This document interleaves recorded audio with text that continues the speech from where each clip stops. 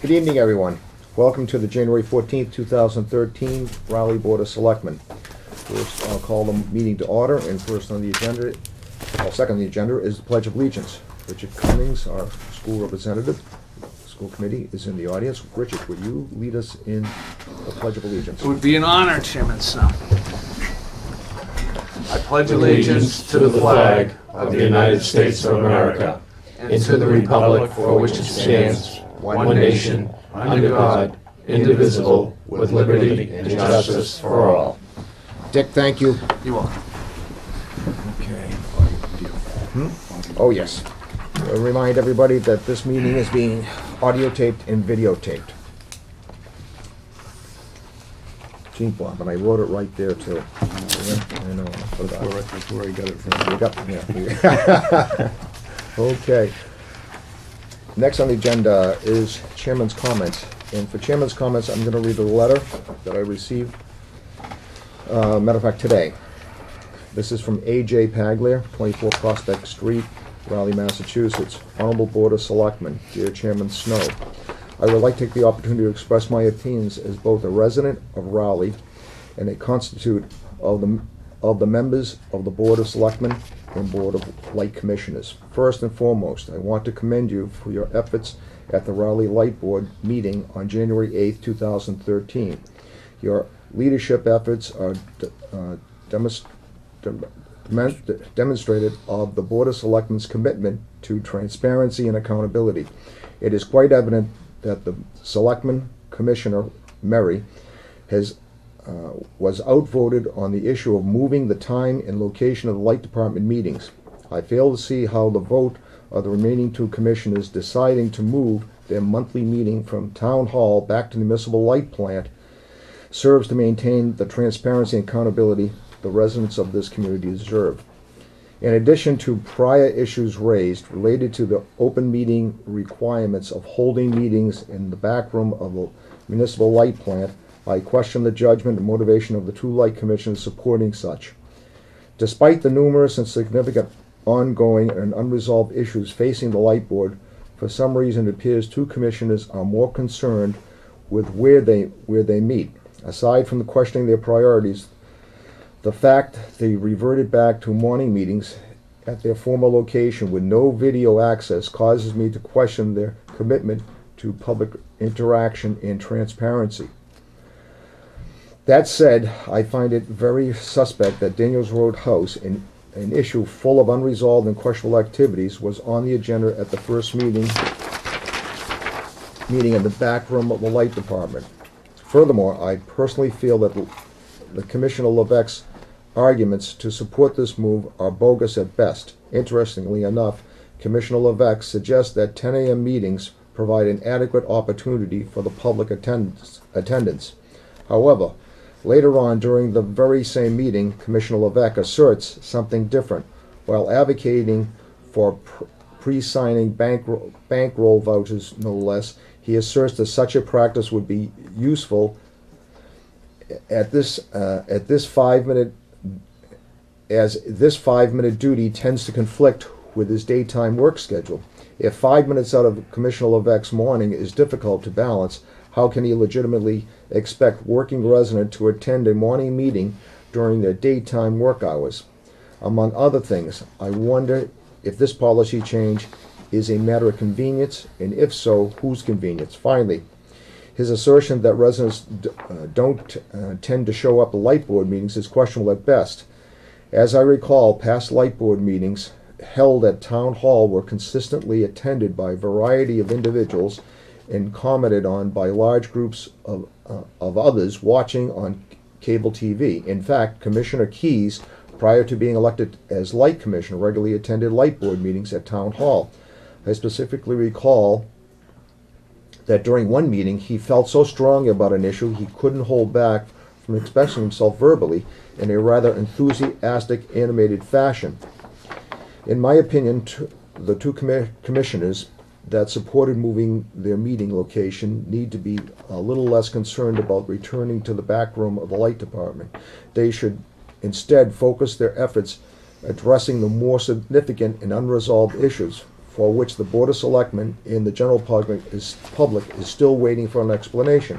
In conclusion, I believe that public deserves a reasonable and factual explanation for all the pending matters the Light Board has not resolved.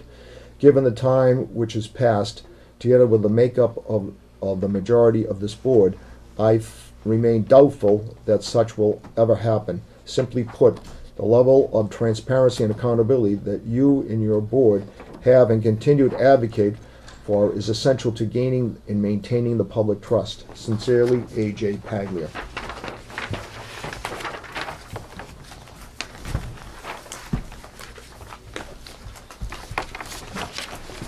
Okay. Mr. Chairman, Yes. could we have a moment of silence for Yes. Forrest Warner? Yes. A lifelong resident of Raleigh, Forrest Warren, passed away this week. He was 90 years old. So, Forrest Warner. I'm sorry, what? Forrest Warner. Forrest Warner passed away. So, a moment of silence, please.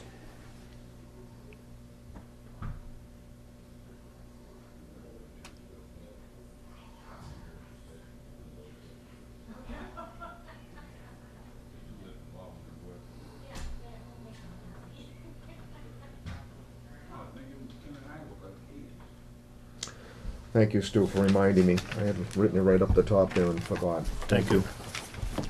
Well, you have a lot on your plate. Busy night.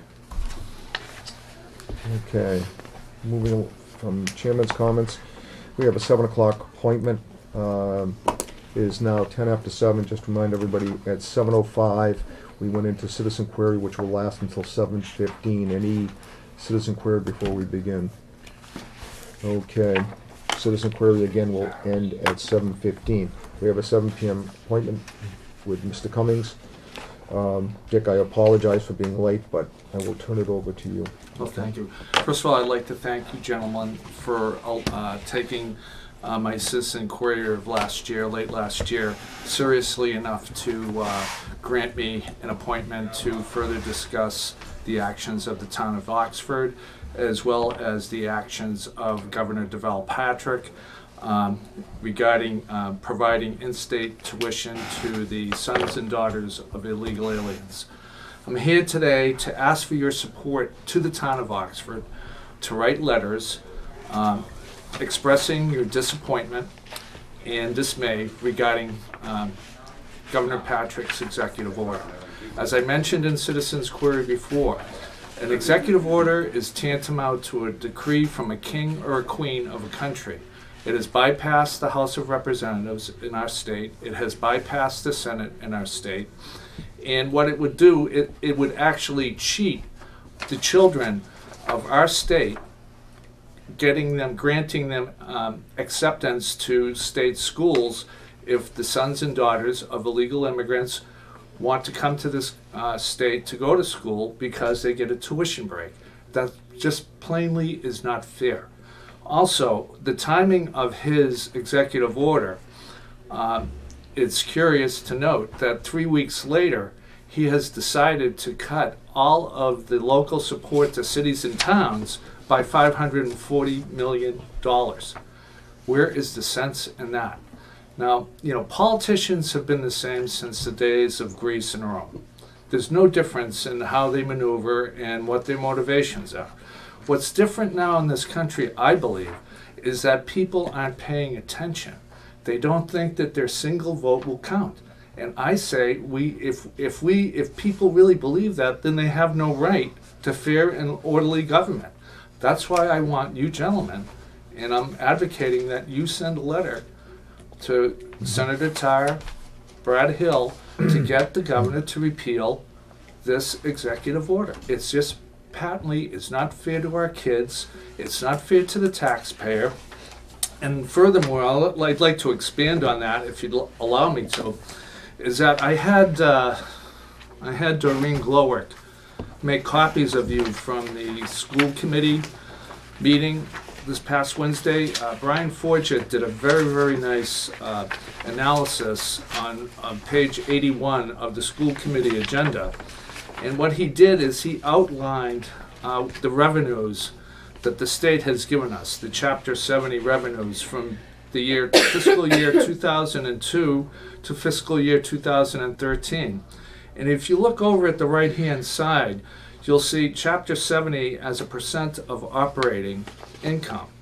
And it's gone from fiscal year 2002 from 34% contribution down to fiscal year 2013 to 22.86, which rounded up is 23%. So, and the operating expenses have grown from fiscal year 2002 from $26 million for the Triton Regional School District up to $35 million. So how can a governor with any type of conscience allow the taxpayer to fund the sons and daughters of illegal aliens at the expense of our own tax-paying sons and daughters and parents thereof? Additionally, I'm a first-generation American. My father came to this country as an Irish immigrant. He came when he was 16 years old. My grandfather thought he was going to Trinity College. He basically ran away from home, and I don't want to get into the whys and the whys for that. But when he came to this country, he was given nothing but maybe a boot in the butt from the Protestants who he had to dig ditches for in this country. He got nothing. He had to keep his mouth shut. If he questioned anything on the job, he would lose his job. And he worked his way up to run a bank, a branch bank of the Suffolk Franklin Savings Bank. And additionally, along with that, our family sponsored almost 400 illegal immigrants coming to this country, many of which lived in our house for a short period of time. My next door neighbor, Anthony Cardillo, was right from Italy. We sponsored several of his relatives to come to this country until back in the 1970s when immigration people said, no, we're not going to accept people from Ireland or Norway or Italy or Greece or any other country. And they would really sustained our working force. And the good thing about those people is that the first thing that they wanted to do is teach their kids the English language. Many of them have dual languages, but the first thing they were in this country, we want to teach and speak English. And they were not given anything. My parents were not given anything. And I say the motivation behind this is Governor Patrick is either going to run for president or he wants to seek appointment. And this is a proxy for his candidacy some point in the future. And he wants the people of our state to subsidize us. And I think we should all see it for what it is. There's no question about diversification.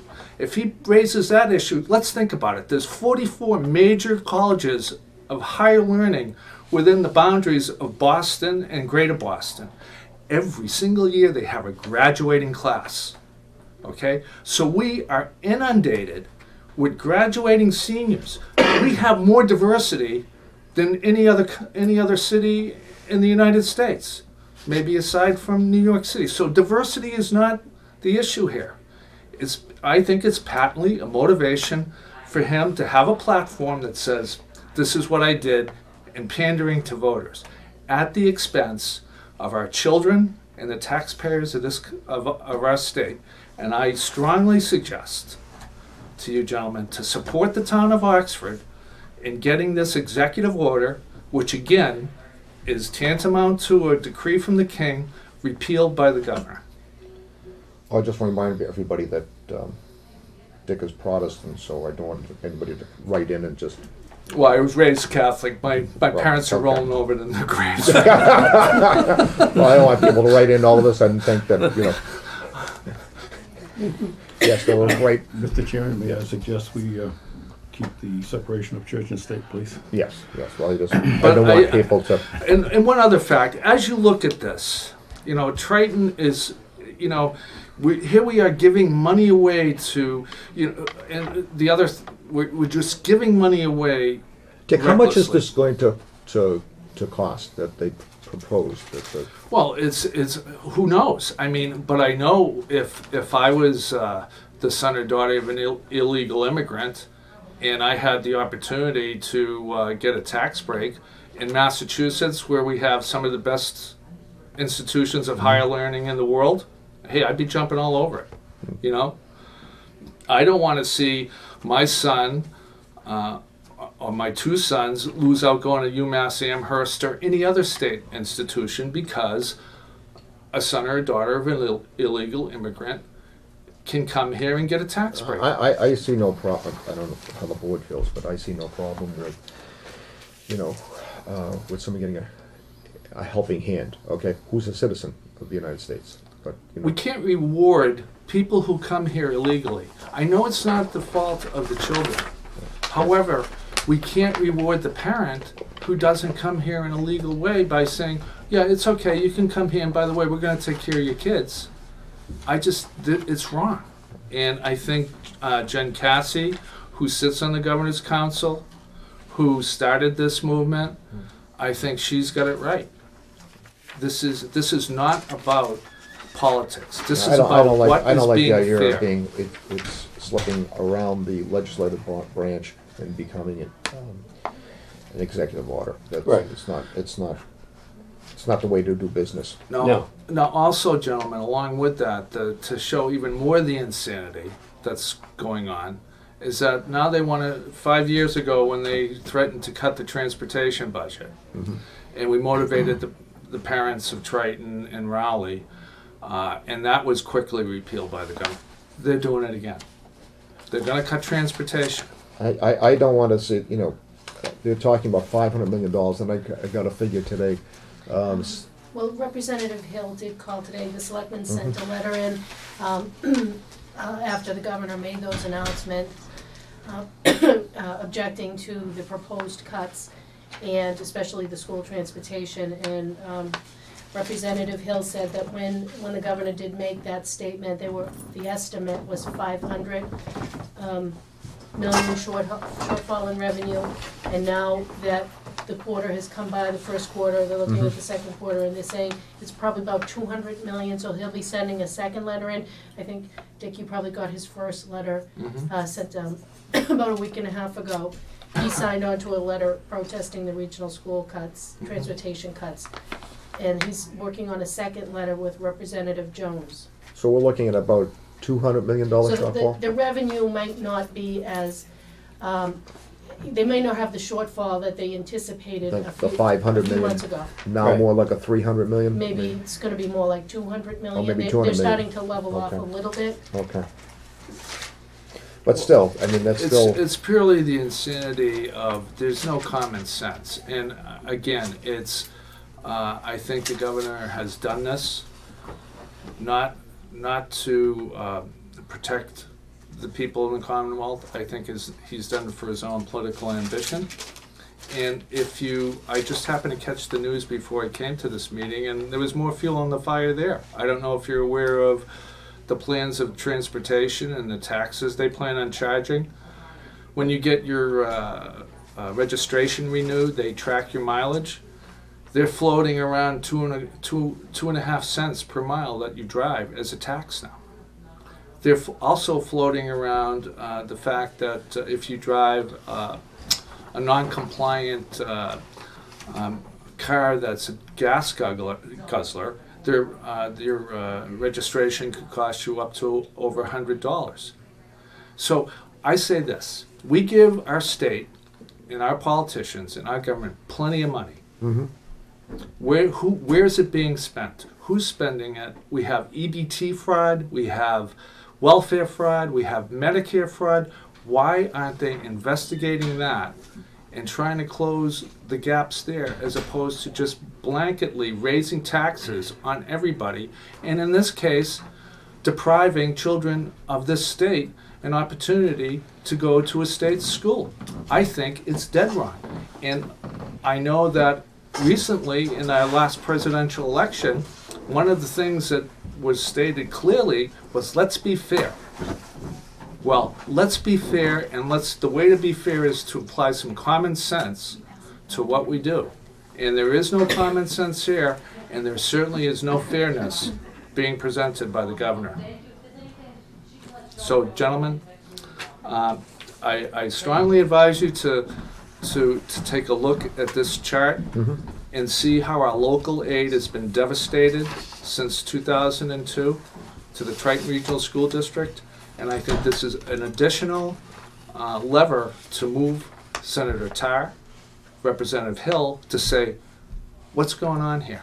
Where are you spending this money? Why aren't we getting this money? Yeah, I'm very concerned about,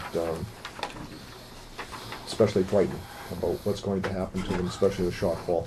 And again, in citizens' query, not to interrupt you, Chairman Snow, but I think I mentioned that in my first school committee meeting, Christopher Farmer mentioned that there was an unfunded mandate from the federal government for students whose they were learning English as a second language. And what that causes is that each teacher has to go get certification, which requires 45 hours of training, which also means that in a given class, if there's children whose English is not their primary language, that teacher has to be diverted from the rest of the classroom and provide what's called sheltered teaching, which means for 15 minutes, the teacher in the classroom is not devoting his time to the majority of students. He's devoting it to that one or two students who does not have English as their primary language. So that's going to cost $500,000, and it's going to be funded by the year 2016. Where is that money going to come from? So this is why as I said, politicians are the same through eternity. Well, it's not the golden We've age got of to have the Pericles, people. let's face it. People have to say it, because if people don't say anything, then, well, no one said anything, so I'm just I'm gonna do it, and they'll keep doing it and doing it and doing it. And gentlemen, I'm here today to ask you to tell them to stop doing it. Open up the discussion for the board. Well, Mr. Cummings got a good point there. I mean, it's something to think about. It's going to be a crisis, I think, here. I think the time for thinking, no disrespect, the time for thinking is gone. It's the time for action more than thinking. I don't think there's much here to really think about. And the unfortunate thing is many of these people have nothing at risk. They'll be retired in 10 years and they don't have to live with the aftermath of a lot of their decisions. And so, again, they're pandering for votes. They're creating a platform for their own political futures, and that's what it boils down to. That aside, the tax revenue increases on what I mentioned on transportation. Where is our money being spent? Who's overseeing this? It's ridiculous. Joe? I said last year at the meeting when we asked the school committee to consider revising their budget so that we could afford the increase. And I said that it wasn't the town's fault and it wasn't the school committee's fault. It was the fault of the state legislature in their cuts to the education budget. And we're cutting our kids to pay for other things. Well, to pay for their re-elections is basically what it boils down to. Right. They're not looking out for the youth. They're looking out for their own re-elections. Right. Bob? Well, I don't see where it's going to hurt anything for us to send a letter to our representatives and have them look into it at least. I would strongly suggest that you follow the model of the town of Oxford. I would like to also send one to the governor, Yes. to both our representatives. And Brad Hill and Brad to Hill, Bruce Tarr and Bruce to and the governor. Develop Yeah, because I don't like the idea of an executive order and skirting around the legislature. Stu? I agree. The more letters go in, squeak the wheel will get the grease. Yep. If they know voters are angry about this, then they'll take a second look. Yeah, I mean, it's very easy to write an executive order, and then here at our level, we're trying to fund things, and they're taking money out of our pockets at the local level. It's almost complete madness. Okay, Dick, I want to thank you for coming in tonight. I want to thank you for having me as an appointment. I'm glad that you gentlemen have felt that this is something that's important enough to discuss in an open and public forum. And again, boards of selectmen and aldermen are the starting governments of our country, and there's no other nitty-gritty set of regulators than selectmen and aldermen. They're belly to belly with the people and the voters, and there's no hiding, there's no buffers, there's no special subcommittees. We've got to look at our voters right in the eye every single day. Well, you know, the selectmen, there's no hiding. That's right. That is shameful on the governor's part to bypass the Senate and the representatives. It is, Yeah, very soon. I don't like executive orders. I don't like it, whether it's the national level or the state level. It just it circumvents the whole process. The Constitution. Yeah, it's not the way to go. So with that, I'll ask for a motion from the board. I'll make that motion, that we send a letter to the governor and Senator Tarr and Representative Hill. I'll second it. Have a second. All those in favor? Aye. Aye. Okay. Thank you, gentlemen. I really All right. appreciate it. Well, thank you for coming in, Dick. No, that's it. Thank you very much. It's always a pleasure. Fun. Thank you. Dick, thank you for your passion. Thank you, Chairman. Dick? Thank you, Patrol. He's a good boy, Paul. See you later, Andy. Bye, Dick.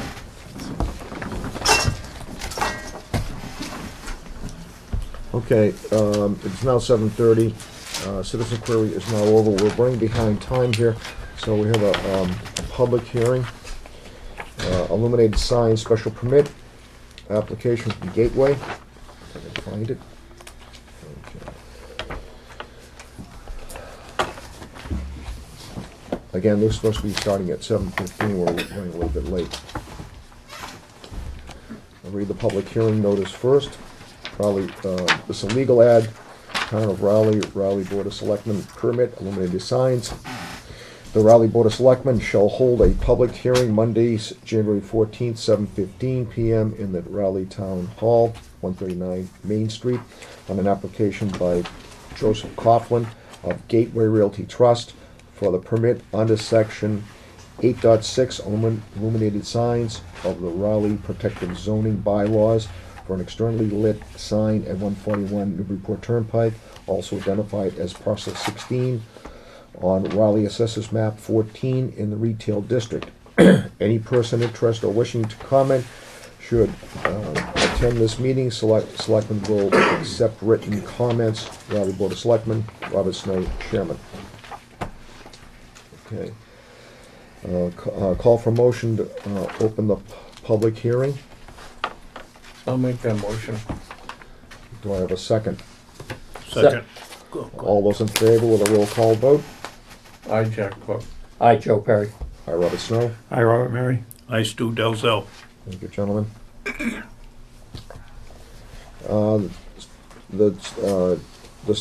Just to state that the hearing has been in December 12 to 18 section and this December 19 to 25 edition of the Town Common newspaper.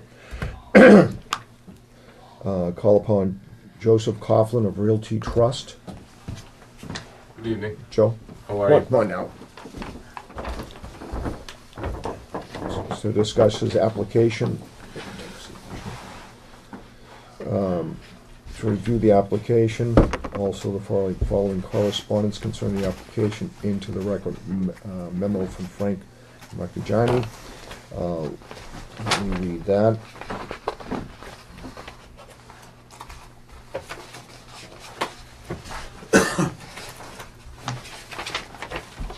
Memo is buried in here.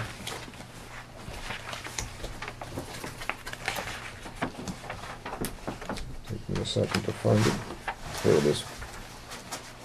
To the Honorable Board of Selectmen, Frank Marchigiani, Limited Lighting Bylaw Enforcement Agent. This is dated December 27, 2012. Special permit application, externally illuminated sign Peach Wave UPS store sign, 141 Newburyport Turnpike. After review of the application submitted by Gateway Realty Trust, I would like to offer the following comments in reference to the compliance with section 8.6 outdoor illumination standards, including standards for illuminated signs of the Town of Raleigh Protective Zoning Bylaw. There are a few non-conforming issues with the application in current existing lighting. The application states that the sign permit and electrical permit were pulled in 2003.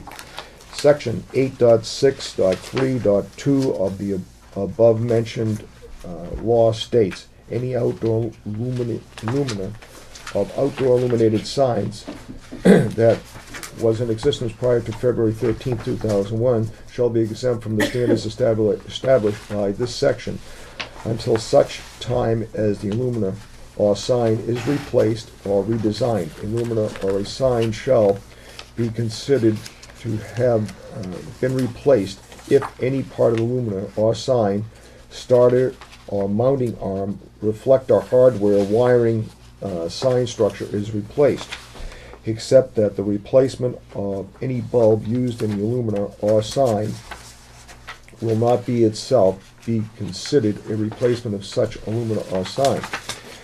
The sign or the lights were installed after the bylaw went into effect, which results in the current installed lighting being out of compliance. The current lighting is in violation of section 8.6.5.4 due to the fact that the illuminators are mounted below the sign and are not installed from the top pointing downward. The current fixtures also do not appear to be fully shielded, which is a requirement for externally illuminated signs in section 8.6.5.5. The illumination level on the surface of the sign is also unknown to be determined if it exceeds the current standards of the bylaw in section 8.6.5.6. Please advise if anyone with further assistance. Okay, memo, Building Inspector Ken Ward. Okay, dear members, the permit for building was issued on October the 1st, 2003, and was number 03-159. It was finalized on January the 12th, 2005. Certificate of occupancy permit numbers are 05-003 and 05-004. The electrical permit was pulled in September 2004 and was number 146. The sign permit was pulled on 3/14/05, permit number 05-028. I do not believe the lights were ever legally installed. Again, these issues are all well after the illuminated lighting bylaw was in the zoning bylaws. Respectfully, Ken Ward, Building Inspector. Memo from Police Chief Barker. I can find it.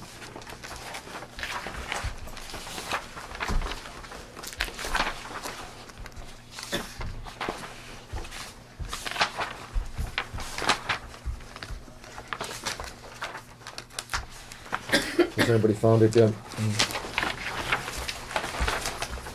Oh, here it is. Okay. From Robert Barker, Police Chief, on Monday, January 14, 2013, to Amy Lyden, subject Gateway sign. Hi, Amy. As per our discussion, I reviewed the plan for Gateway sign application and have no objections or concerns. Robert Barker, Police Chief. Memo from the Planning Board. Okay. January 7th, 2013, Board of Selectmen Planning Board. Sign application for freestanding sign 141, Newburyport Turnpike, Gateway Realty Trust. At the request of the Board of Selectmen, the Planning Board reviewed the special permit application for the illuminated freestanding sign at 141 Newburyport Turnpike, submitted by Gateway Realty Trust. Members respectfully submit that the following comments on the above noted application to be Selectmen. Please note that the board's comments refer only to the proposed signs compliance with section 8.6.5 standards pertaining to illuminated signs. The board assumes that the proposed signs conformation to section 8.4 signs, size, numbers, or signs, locations, etc., will be reviewed by the building inspector. After careful review of page 16 page application submitted on behalf of Gateway Realty Trust, the planning board concluded that there was not enough information, dimensions, drawings, colors, and specifications for illumination included in the special permit application to provide meaningful comments to the Board of Selectmen. Nevertheless, the planning board made the assumption that the lighting for the freestanding sign is pointing upward at the sign from the grounds, since it is mentioned in the application that the lights were damaged by a lawnmower in the past 6 months. If this is the case, the planning board questions how and why these upward facing lights were approved when our zoning bylaws prohibit upward facing lights for freestanding signs. The planning board refers the selectmen to the Google Map sheet view image below, which was taken in 2008, earmarked at the bottom of the photo. There are no lights of any kind apparent in this picture, which appears to contradict the information supplied in the application in regards to existing lights. Memo from Conservation Agent Brent Baslak. Illuminated signs permit 141 Newburyport Turnpike is a reference to parcel 14's map 14, parcel 16, Gateway 2 Trust of 1997 property owner. The Conservation Department has reviewed the application submittals provided by the applicant. The proposed activity, illuminated signs installation, is proposed to occur on an existing self-standing sign installation along a roadway frontage in previously developed portion of the property. The property contains jurisdictional wetlands, resource areas subject to Wetlands Protection Act and the town's Raleigh Wetlands Protection Bylaws. The proposed activity does not appear to be subject to review and approval by the Raleigh Conservation Commission, nor does it proposed activity appear pose any negative effects or alterations within the DEP approved groundwater protection area zone 2, where it is currently located on the property. Please advise me if I may be of any further assistance. Conservation Agent Brent Baslak. Mr. Chairman, I think you inadvertently had turned it over and missed page 2 of the planning board's memo. Did I? It was Okay. right before the Let me go back. They had another paragraph with their picture. Oh, okay. I'll continue where I left off after planning board. Just do the last sentence on page 1. There are no lights. There are no lights of any kind apparent in the picture, which appears to be contradict the information supplied by the application in regards to existing lights. The board recommends that the selectman or the building inspector verify through the use of either manufacturer's photometric data sheet, photometric site drawings, or through a site calibrated light level meter readings that the illumination, if any, for the freestanding sign does not exceed 40-foot candles. 50? 50-foot candles. It's a lot of reading tonight.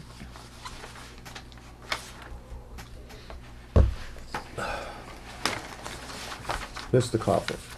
How are you? Good. Just like it said, the lights got damaged by a lawnmower, and we replaced them. They've been there since 2003.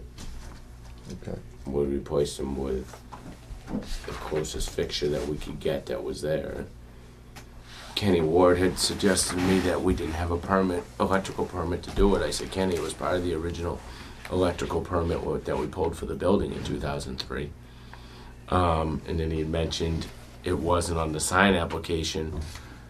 I said, I can't remember back to 2003. I don't know if it was or not. He's saying it isn't. I'm not going to argue with him. I guess it isn't. But those lights have been out there for 10 years now.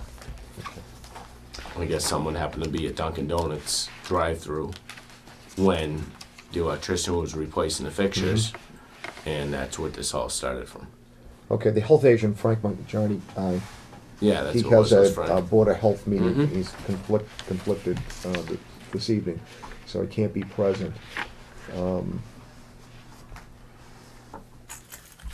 kind of at an impasse here. No, I understand that. It's just, So, you drive up and down Route 1, there's more sign lights, and if I put them out there yesterday, yeah, shame on me, but they've been out there for 10 years. okay. Well, they're telling me that the lights weren't there, so I'm getting conflicting. I know, I information. understand the information you're receiving. And Any comments from the board? Any comments from anybody in the audience in regards to the public hearing? I'd like to have Frank. Well, I mean, clearly the Google image street view shows your building. I don't know if you've seen this. No, I have not seen that, sir. And by looking at the photograph that we have that's on your property looking towards Route 1, the lights are clearly on the ground facing up. Yes, they are. The guy wire is there, the utility pole is there, and in the Google Earth image, there's No nothing there. It's not there at all. Okay. And that supposedly was taken in October of 2008. Yeah, they've been there the whole time. Like, I would have either had to jackhammer pavement to get power out there, or I would have had to trench from one of the existing lights or from the pole. Well, I couldn't trench from the pole to get 110. So I don't know how I could have got even a feed out there if it wasn't there. I don't know either, Yeah. so I just can go by what I see here. No, I understand that. You're just going by the information you're given. Yeah, we have a picture here, Yeah, again, no, I Google understand 2008, and then this picture. And actually, we have a building permit Yeah, Kenny had called me about that the day that's Frank dated saw the March electricians there. 14th, 05. And it gives a brief description of the proposed work. And it says install. Can't read that word. Sign. Can you read that word, Bob?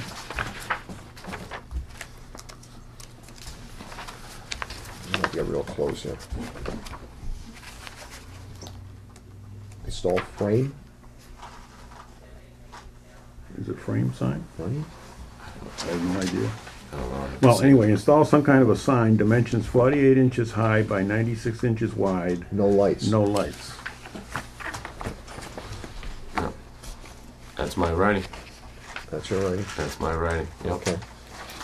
And The lights of how the so lights got you put can out see there, when they there's got put out there. There's the picture just recently taken of the lights. Yep. And then on the Google map, which you can see it's dated here, 2008. I don't see anything on, Yeah, they've been out there since 2003, so I don't know why it's become an issue all of a sudden. I drive up I Route mean, 1 I'm tonight, looking- and I see, I'm looking at this portion right here. John. You see that? So it looks like it's on one side of the granite post, and then on the other side. Take the granite posts, are they? yes they are. Okay. So I'm looking at it on Yep. that side and that side.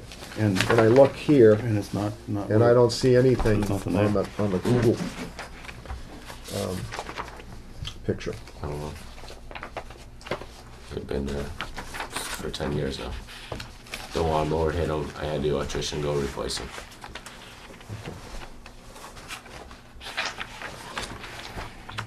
You said you were hit by the lawnmower last year? Mm-hmm. Okay.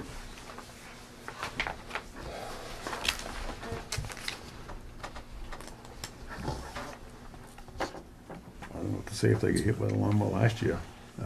When was the last building permit taken out? trying to find Kenny's Yeah, package. Kenny's is up here. For that building, the last building permit was probably Peach Wave just a few months ago. Months ago? Yes. Yeah, what, 3 months ago maybe? Well, it's basically, I don't know where the time goes. That building was started 10 years ago. No. here we go, I'm getting into Ken's stuff. Okay, we had a building permit issued. When was this picture taken? In This one 03. here. I have no idea. Who took that? Do you know who took that picture? That is something, that's a, I don't know when that is, but that's what I submitted. That's what I got It's from in the our sign guy. application. That's in the When it- application. That's part of the application process. Part of the that I turned application in. process? No, Well, I don't see lights here. that was from our sign guy. I don't know where he got that, but he did the sign originally. Okay. Because he was trying, we've had a big issue with, not that it has anything to do with anyone here, but with the tenants with banners, trying to keep it neat and clean. And Okay. everyone was hanging banners out there, making it look like Tin Pan Alley.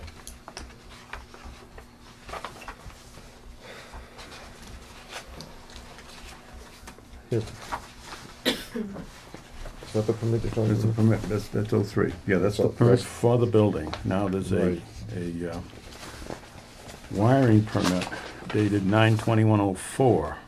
And it says install 3 meters, 2 tenant, 1 house, install lighting, receptacles, switches, no fire alarm. No fire alarm. Okay. So I'm assuming, because it's talking about the service Mhm. with 3 meters, it's the building that we're talking about, not the sign. Because it does say on here also, it's a new service, 200 amp, 120, 208.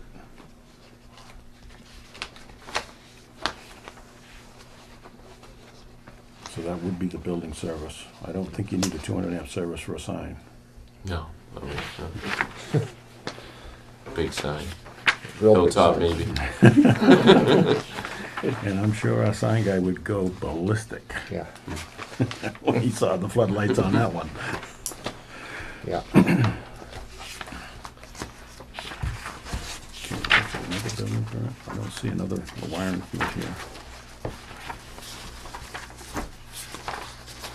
And that's the only wiring permit Ken has given us in the package. So Yeah. I'm assuming that's the only one he has on file. I just tagged in the zoning bylaws, the section that deals with illuminated signs. Bob, you want to read that? Okay. They're recited by Frank in his memo in case you need further reference. Okay, 68632. Any outdoor luminaire or outdoor illuminated sign that was in existence prior, well, we already read that, prior to February 13th, 2001. Shall be exempt, I guess, from the standards established by this section. Until such time as the luminaire sign is replaced or redesigned, a luminaire sign shall be considered to have been replaced if any part of the luminaire sign, and that includes the starter, the mounting arm, the reflector, hardware, wiring, sign structure, is replaced, exempt that a replacement of any bulb used in a luminaire or sign will not by itself be constituted a replacement of such luminaire or sign. So the only thing you can do with the light, Yeah, we're no good there. Oh, you replaced the bulb and that's it, if I understand that correctly. that's correct. So if even We if replaced the whole fixture. right, even if the sign exists, even if the lights existed in 2003, Mm, you replaced them recently, correct. then that would make them have to conform with this bylaw. They have to conform to the bylaw. So we had to put them up over the top. So you're supposed to put them at the top and have some sort of reflectors on them so that they don't Okay. shields on them, I should say. That's fine.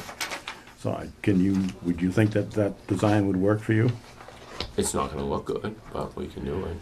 Well, I understand, that's the rules, you know, you gotta play by the rules, that's fine. yeah. Yep. So It's if you not a wanted to submit I don't think, Deb, would Oh, we we have gotta to go check? through a whole resubmittal?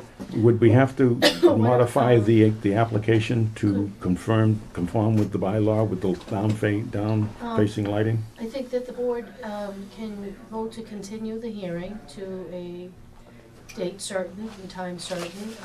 And if Mr. Copeland has an opportunity to revise or provide some additional information for that hearing, or in advance of that hearing, so we can have it reviewed by the department heads that are Is it involved. as simple as just saying we'll comply and do the downlighting and, I think there just needs to be some type of modification. description okay, I and don't wanna waste your time and um, everyone else's time, of I'll what- just do what I'm supposed to do.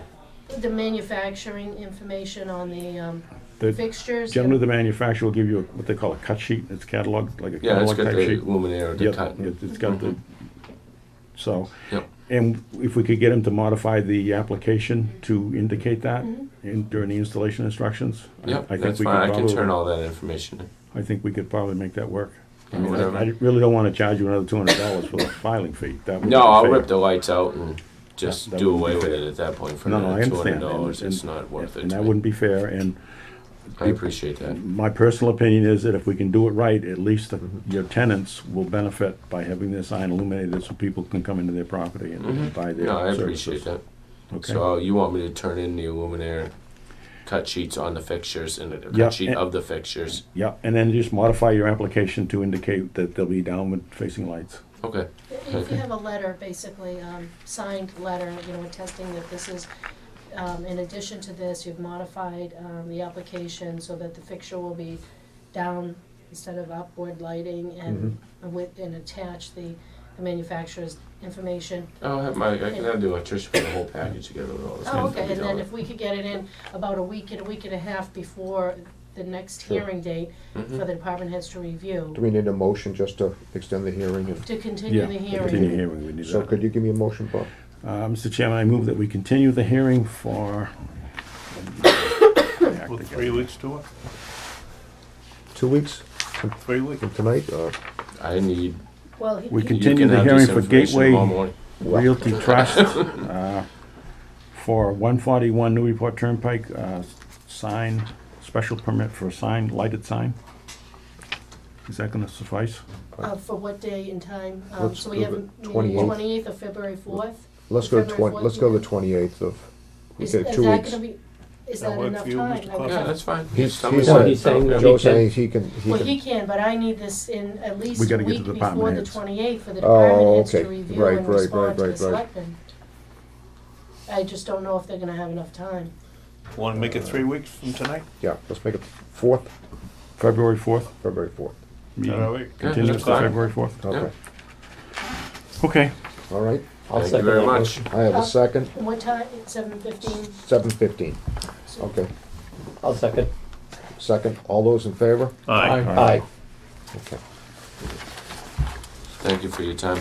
All right, we'll just have to vote a lot of, Well, you just voted to continue the take any hearing. hearing, so we can, Don't close the hearing. okay, so we'll close the hearing. So we're Good. gonna All right. Thank you, have a good evening, appreciate it. Thank you. Thank you Thanks very for much. coming in. Thank you. Thank you. Thank you. All right. Thank you. Thank you. Take it easy. Yeah, bye-bye.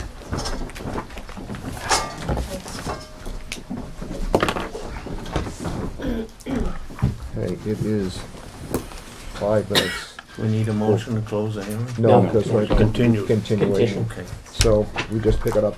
when we get February back. 4th. Okay. Yeah, February 4th.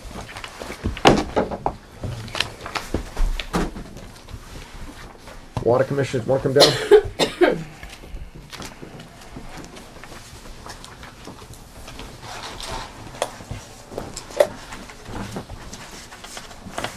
Roy, Tim?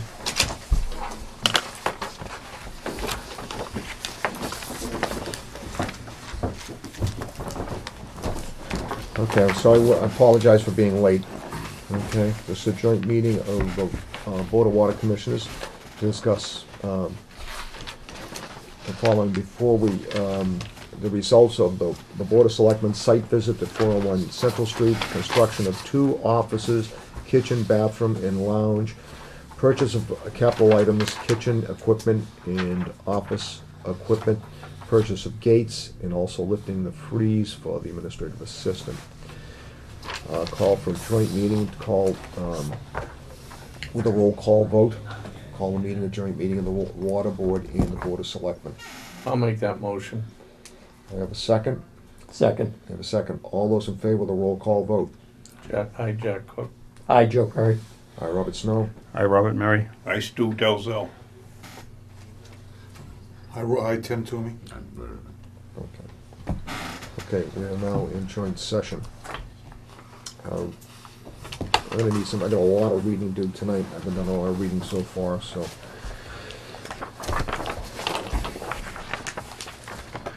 So, beginning, read the following regarding the results of the visit to 401 Central Street. Garage addition. The first point of discussion is the garage addition. The votes of 2006 and 2012 town meeting approved funding for the construction of a new garage addition to the existing building at 401 Central Street. It is quite clear that the Water Board exceeded its authorization for a town meeting, not only built a garage, but also 2 offices, a full kitchen, a lounge area, and 3/4 bathroom. The primary and secondary operators share a large executive suite-style office on the second floor of the garage. The other 2 operators share a new office on the first floor of the new garage addition. Essentially, the new garage addition consists of the following: a new garage that houses the backhoe and other vehicles and equipment, new 3/4 bathroom which consists of a sink, lighted mirror, toilet, and shower, new full kitchen which consists of a full-sized refrigerator, sink, full-size oven, stove, microwave, coffee maker, several cabinets and drawers for storing utensils, food, dishes, pans, and a table that seats 4, lounge area with couch, easy chair, ottoman, and television. New office area on the first floor of the new garage addition with 2 workstations. New executive style private office on the second floor of the garage with 1 large executive style desk and 1 small older desk, washer and dryer hookup. The kitchen, bathroom, lounge, washer and dryer hookup, first floor office and second floor office suite exceeds the authorization of town meeting to build a garage to store build a garage to store vehicles. If the Water Board wants to proceed with the construction of these offices, bathroom, kitchen, lounge, and second floor, it should have come back to the town meeting with these plans. This is not a garage. A person can actually live in this portion of the garage. The electrical range oven was $584.10, and the hood was $65.55. Why do you need a full oven range? Half of the year, the water department employees are on a 20-minute paid lunch break because they are out on the job site and can't get back to the office for a full 30-minute unpaid lunch break. How often is the store used? The county department has provided the selectmen with a bill that shows that the water department purchased a Cuisinart 12-cup coffee maker from Lowe's for $94.99. Most people don't have a high-end coffee maker in their homes. You can purchase a Mr. Coffee machine for about $25. Why did the board authorize the purchase of a high-end coffee maker? The purchase of desks, office fixtures should have been placed on the article of town meeting. These purchases were not replacing existing office furniture. This was a new office furniture and was obvious, well thought out, and planned expense. You were outfitting 2 new offices, one especially for large office area for positions that primarily work in the field. Please explain why these purchases of a high-end coffee maker, full stove, kitchen cabinets, etc. Mr. Martin is not, the chairman is not with us tonight. No, his girlfriend called me around 6 o'clock and said he's sick with the flu. So I'm going to take this one at this first item for discussion. Okay. So I take it, Roy, that as the clerk, you are taking the position of chairman for tonight. guess so. Okay. So, you have read this. Okay. As you can see, we have many questions, but we'll go over the first one here. And I guess we have to start right at the getting the new garage houses, backhoe. We authorized $100,000, and then the town authorized another additional $40,000, and we are over the expense line, okay, of approximately $30,000 that are used for a capital project.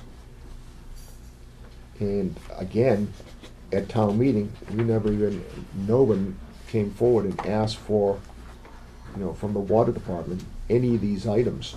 And we have, I don't mean to be facetious, but it looks like we have an in-law apartment. I mean, we put the pictures on, the board here spoke about it last week. And it's, very concerning to the board and to the town as a I know whole. they moved the kitchen out of the old section into the new section because they're making a spot for Laura, plus that room for the computer thing, right? The little LPC. And again, none of this was on the warrant.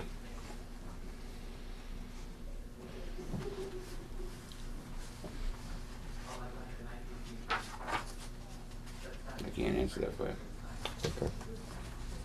Roy, was the stuff that, the new construction upstairs and that, was that all a vote of the board? I mean, everyone was on the same page when it was Well, proposed to we do? plan on being quite so elaborate, correct? No, I mean, I'm asking, the question, was it a vote of the board that you knew what was going on upstairs? And, Not really. huh? Not really. This was, so, So who, can you John. answer who took it John. upon who? John? But wouldn't John have to take some orders from someone on the water board or not? Probably. What would you say? I didn't order it. I know Tim didn't. The what? I didn't order it. I know Tim didn't. so Roy, you're saying you had nothing to do with, No, I knew they were putting something there for an office, but I didn't realize it was quite so elaborate. Tim, you knew nothing?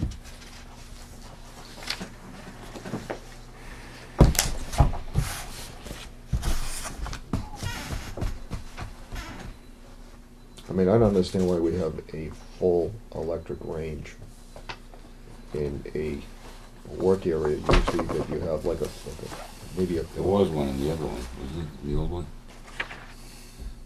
I believe there was. Well, there was a kitchenette, there's still kitchenette in there. Like a stove top or something like that with some burners. I'm not even sure, I don't even recall. Do you recall a stove being in that other? There was something in there. I'm not sure if it was a full stove or not. I know there's a sink in there and there's cupboards.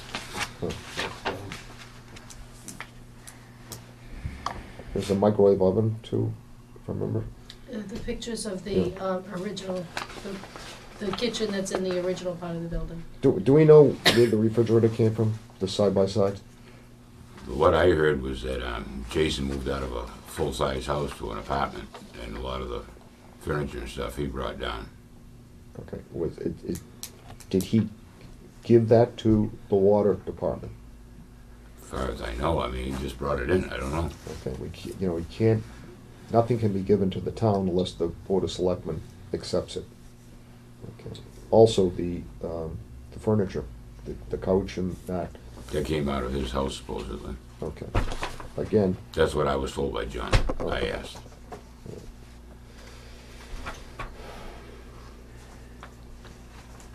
again, the coffee maker, I'm befuddled by this because, I mean, we're talking a high-end coffee maker, Cuisinart. I mean, any place I've been in a garage setting, we'd have a Mr. Coffee and a Cuisinart, I mean, high-end coffee maker. I mean, there's people in town that are on fixed incomes that, haven't missed a coffee.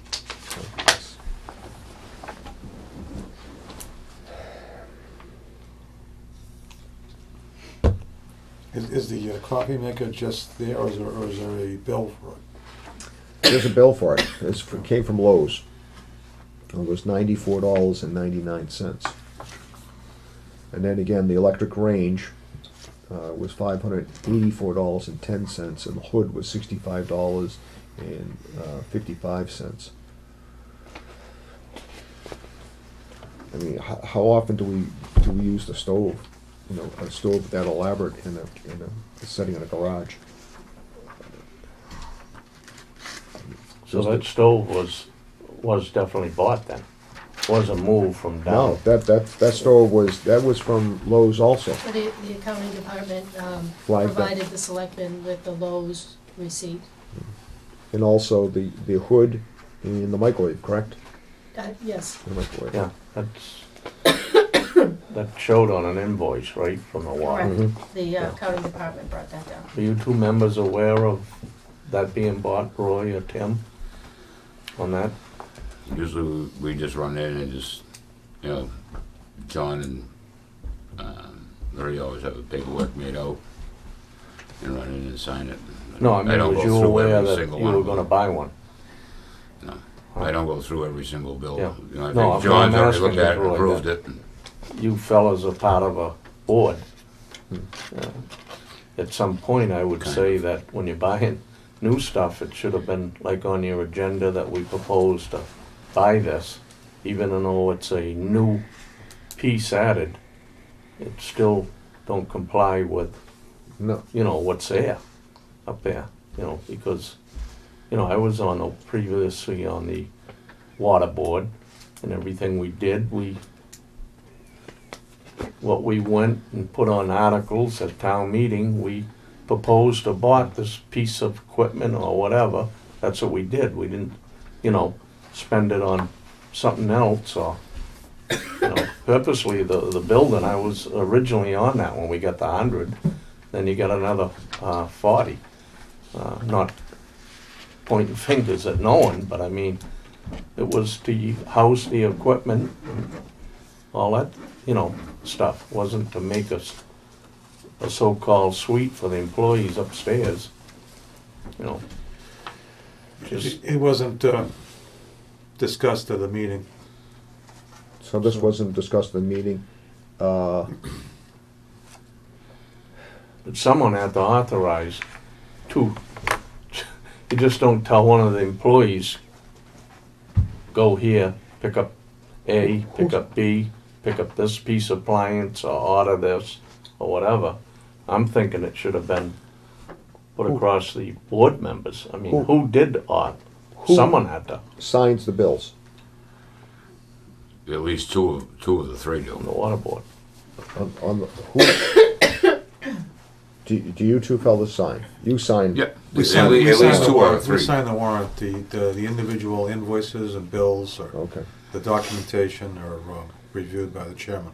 Reviewed by the chairman. Yeah. And then it goes, I believe that we discussed it at the last meeting. Those bills go to Marie, Goes to and Marie. she puts them on the warrant, Okay.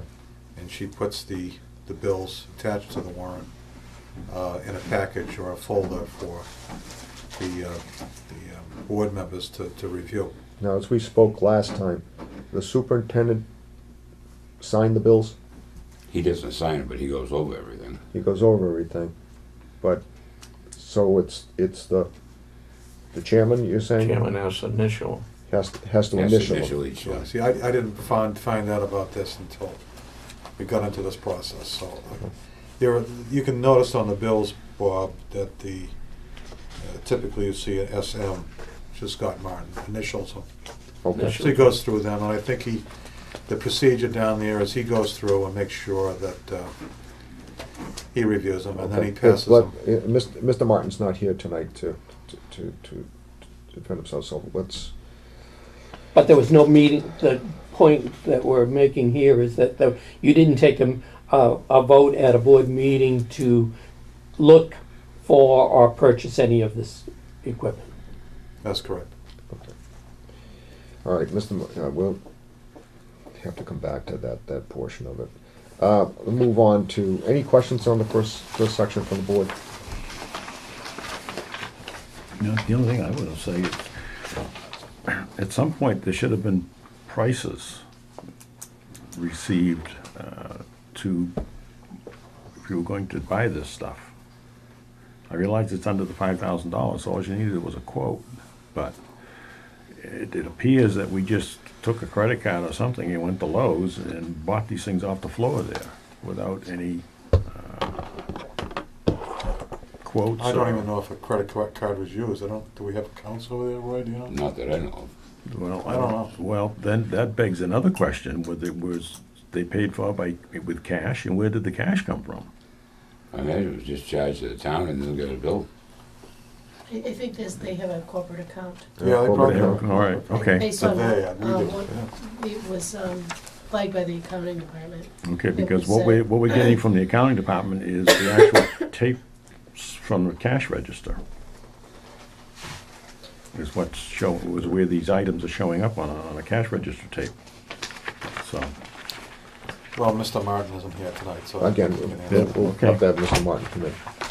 Okay, the gates. After the meeting, Chairman Sos, after the meeting with the walkthrough that we had, I saw, myself, Chairman Snow, saw 3 large gates lying on either side of the driveway, going in the back of the building.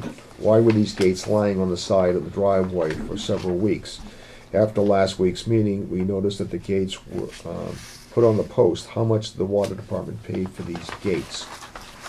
After seeking quotes, the highway department purchased 4 gates for a total, the highway department, total 4 gates for $3,050, which included installation. The water department needs to answer our questions on the gates, that they were lying on the embankment of 401 at the side of 401 Central Street. Please explain the purchase of the gates and out of the budget.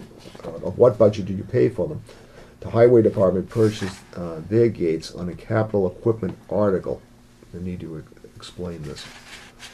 All I know is if you look at the gates down there and look at the gates that are in the highway garage, I mean, it's totally different material whatsoever. I mean, you're talking tin foil against metal. Okay. I did call John after seeing it on the TV the other night and asked him to please get the gates up. They are waiting for the light department. They're coming to put some kind of anchor cables or pins in that they were waiting, they're on back order. To come is what John told me. So the gates will, So they set them on there so they can close, but there's some kind of cables or anchor yeah. things or something. I don't know if it's for the poles or for the gate itself, the whole, I'm not sure. So the gates are so heavy that they're pulling the post, the Right. stanchion post out of the ground. Even in cement. Okay. Now, when we went through the bills, we have 3 bills for the gates. Okay. Freddie was building one and then get paid for it so he could buy more material to get a second one. I was told on that. Okay. But we got 3 bills. Right. He did. It was three different $2,200. gates. $2,200 each. He built one, got paid for it so he could go buy the material for the second one, and vice versa for the third. So the material was bought by. As far as I By know, the vendor. Freddie got everything. Okay. So he built the gate. Yep. He bought the material first. I believe so. Okay, so the material is in with the portion of, for the building of the gate? Right. Okay, so there was no installation with the gate? The gates were No, it's gonna- just set up. They Just just picked the- up with the backhoe and set down under the. Okay. So, but still, we got 3 bills here, Right. okay, for, a total of $6,600? I believe that's what it was. Okay. there again, was there any other request made for proposals to? They did call the guy that usually does the gates. They couldn't get him to do it. He was booked up to did like Station 2, like the gates up there. So basically, that's what we wanted. Was like what's that Station 2 by the ball field. These are a little bit different on the same idea, but Okay. I mean, they're a heavy-duty gate, there's no doubt about it. I mean, You fellas took a vote on that, huh? I believe we took a vote on the gates. I don't recall. I don't recall. Does anybody remember going through the minutes? I and mean, seeing- after we lost the plow down there 2 winters ago, we decided we had to put something out there because that snowplow was stolen out of the backyard. And we had to buy a new plow for the truck.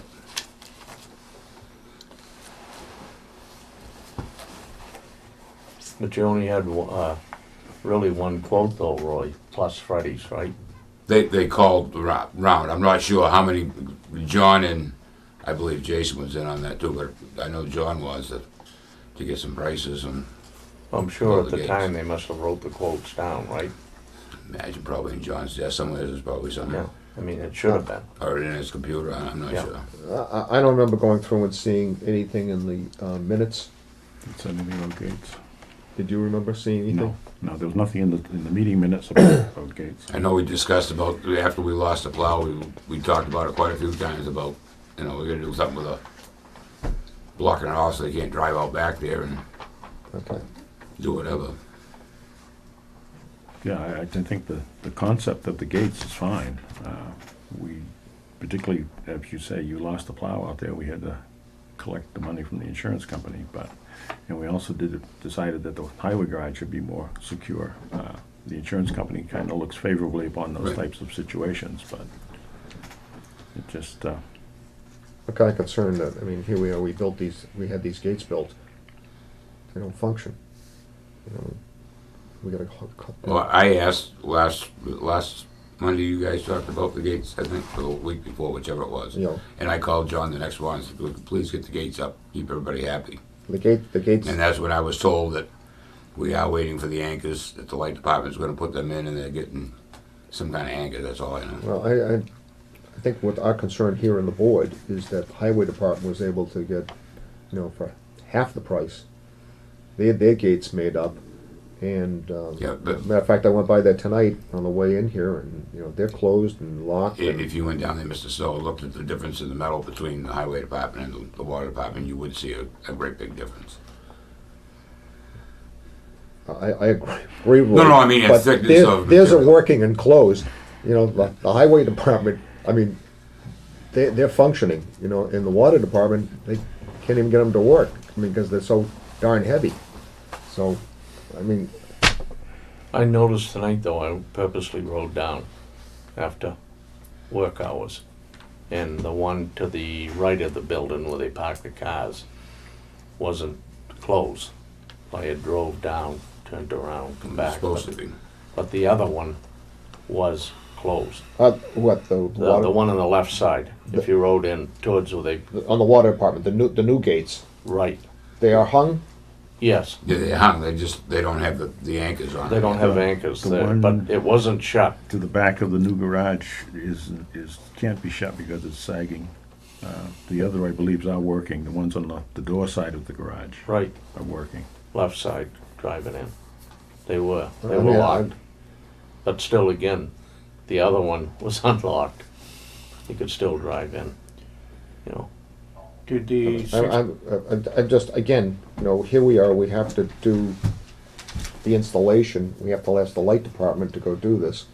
I mean, the highway department went out, had somebody install them, everything for $3,050 compared to $6,600, and they're still not functioning right. We have to ask the electric department to come up and put anchors on.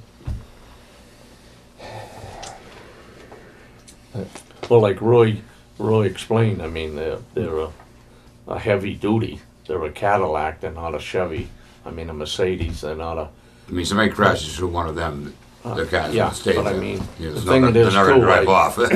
I did view the highway, and I mean, they're nice. You can get out and open them. And the ones at Station 2, they're not as heavy as what you got installed but they work good. I don't think no one's going to try to make a rush in through and demo the truck or vehicle or, Well, or trying to get in there. A gate to me is a gate. I mean, thieves are pretty smart. I think they bring a pair of bolt cutters along with them, and Yeah. defeat the whole purpose of the heavy Well, gate. either fence are not gonna get through with a bolt cutter. Yeah. Should the 6,600 include setting the post? I believe the water department employees, They did that. they put the cement down in. In fact, I think Raleigh Ready Mix brought the cement down and they put the poles in.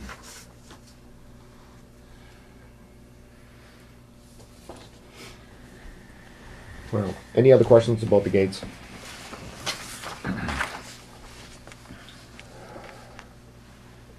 None?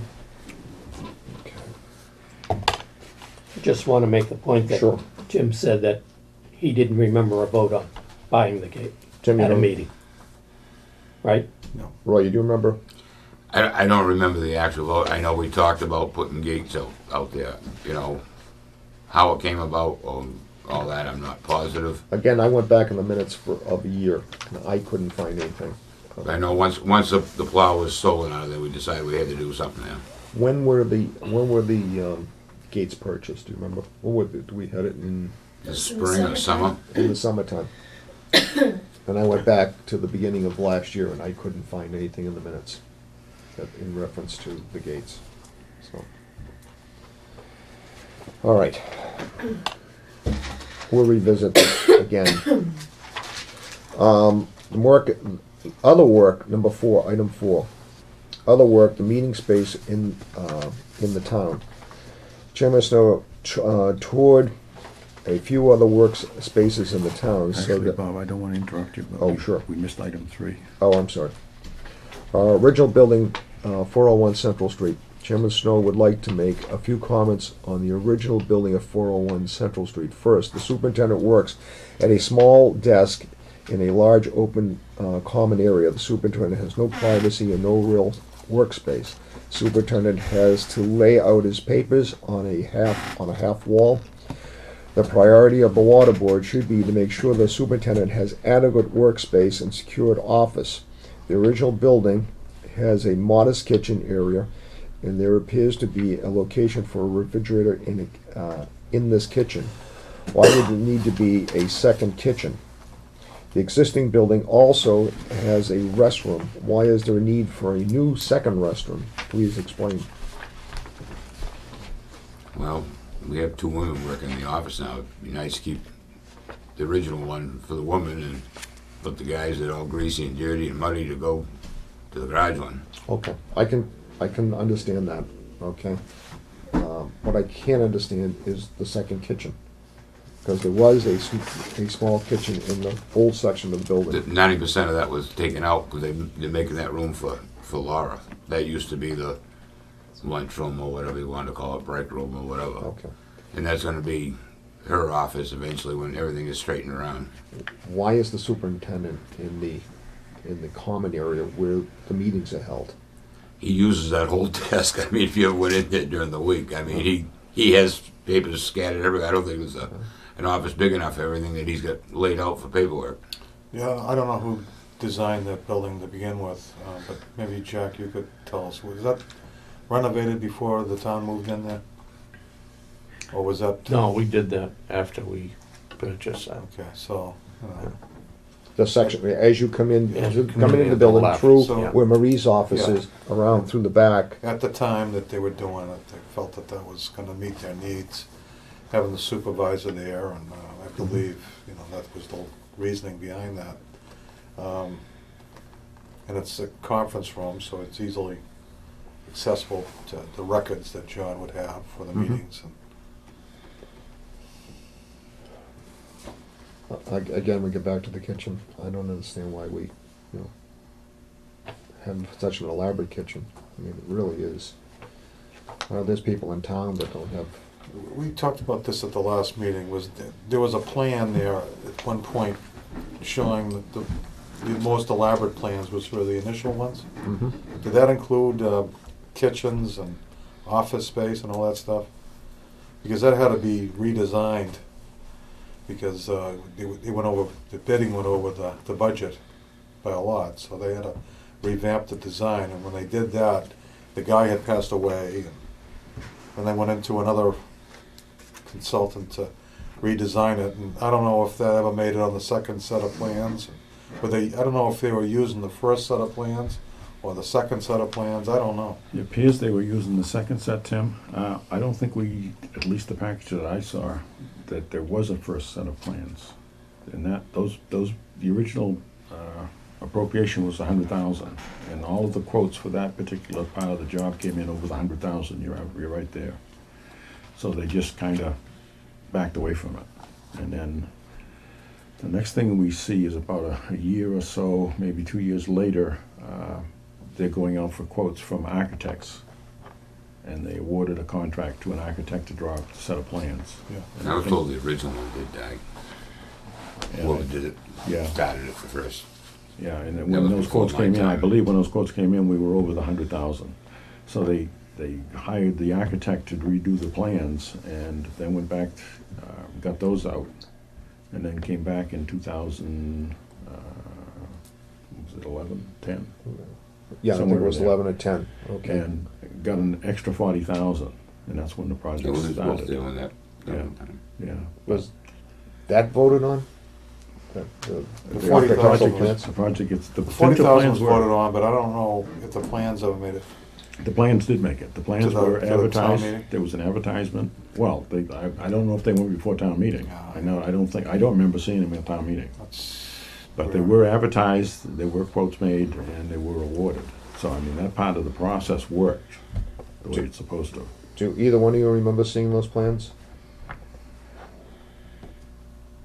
I don't remember looking at them. Remember them going out and. There's a lot of paperwork in there, Bob. Yeah, I know there's a lot of paperwork, but I mean, did they come before the board to be voted on? So, okay. I I'm don't believe pretty it. sure they had, like Bob said, Jake's, I think it was. He was a little bit involved with that. Was $5,000 appropriated Mm-hmm. to draw up plans there. And we had to wait quite a while. Then was off the board. I know when I was Pursued ahead. on, they would, it was a Then they long got- time trying to get the paperwork from somebody that was Right, doing it. exactly. It started and it was still going quite a while. And it was disturbing the commissioners at the time that were on there. But then they decided that, because I was involved the first time when the gentleman passed away, we did have plans. And it went way over. We had 100,000 at town meeting approved. And the cheapest bid was like 136, 132. That was the lowest. We had 4 quotes, but we didn't have the money, so we had to reject all the bids. Then we waited, and it went a year, and then it was a vote that we would piecemeal it. Have someone do pull the bricks down and cement Now, work. but what you're talking about, Jack, is basically a garage, correct? Oh yeah, definitely, all garage. You're not talking about kitchen and Never proposed, because that Never wasn't the reason to talk what we're talking about tonight. If it was put a garage, we wouldn't be here tonight. to put the trucks. Basically, we had a brand new backhoe. Okay. Our big thing was, geez, we just paid $78,000 for a backhoe, and we're gonna leave it out in the weather. We had no place to put it. We had another truck, we couldn't get in there. All garage. So this new addition upstairs, which I'm calling the suite, was something over and above constructed a garage. And at town meeting, all the articles speak for themselves. It was a garage, Yeah, as basic garage. Jack says, he talks about the offices upstairs, and he sells it a suite, and it really is, and that's for the primary and secondary operator. And we have the superintendent who's downstairs in a general area. Now, I've also heard that he didn't want the office. Is that true? Yeah, I But, heard that. okay, I heard that rumor. I don't know Yeah. is that, anybody else heard that? But the thing is, if he didn't want the office, why do we have, a suite upstairs? And I call it a suite because I've never seen an office like that other than for a a general manager or a vice president of a company. I mean, that is an elaborate suite upstairs. Can I make a suggestion? I think what's going on, part of it is, because I looked at the budgets quickly. Peter, we have just some- introduce yourself so people know My who you name are. is Peter Sansulo, I'm on the finance committee, but I see that there's a lot of budget money that's left over, and I think there might be some incentive to try to spend some of that money and some things, so I think that's part of the part of what's going on here too. Well, no, Peter, there's No. no capital left over. There isn't? Well, Peter, when you look at the capital line item on the warrant, of the spreadsheet, those particular capital items are specific. Mhm. In other words, there's a town meeting vote to install a 6-inch water main on ABC Street, Mhm. and there may be some funds left over.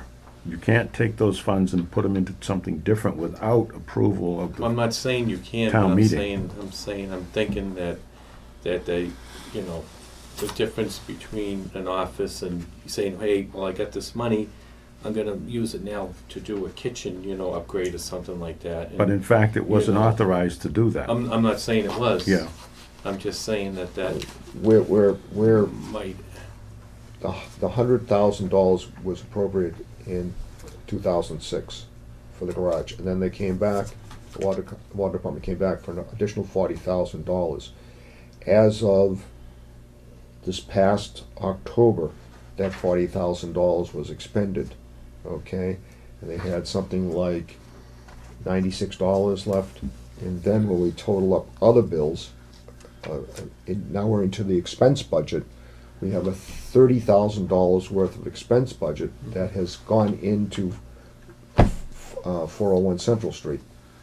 Okay, coming from the expense budget on a capital project, which was never brought before town meeting. So, And as a matter of fact, the first article was to rebuild the garage that was there, just basically some cement blocks in the ground, to store equipment and vehicles. I was told that the building inspector wouldn't let us do that. Is that correct? Well, the fact of what had to be happened, Schoolroy, was that the cement blocks had to be taken down to the footings because they had been We out in used the the weather. original footing. Right, so because they were on the weather so long, they were no longer serviceable. Yeah. When the $40,000 was appropriated, it was tied into the 2006 article. It referenced the 2006 article for the additional $40,000 to add to article, whatever it was at town meeting in 2006, of the 100,000 to make a total of 140,000. So that gave you the authority to spend it on the garage for storage. Not for kitchens, not for bathrooms, not for lounges, right. but for storage. And then when you go and put in a hookup for a washer and dryer, you have actually created an apartment. You've got a kitchen, you've got a bathroom, you've got a room that you can sleep in. Right, but I'm not saying what they did, what was done was correct, I'm just saying. No, we're Yeah. just trying to get to the bottom of it. Yeah. Why did it go this way? Hmm. I think, tonight we're kind of spinning our new wheels because we only have 2 members of the water board here. Okay, we really should have the 3 members, and especially the Plus the chairman. superintendent. Plus superintendent.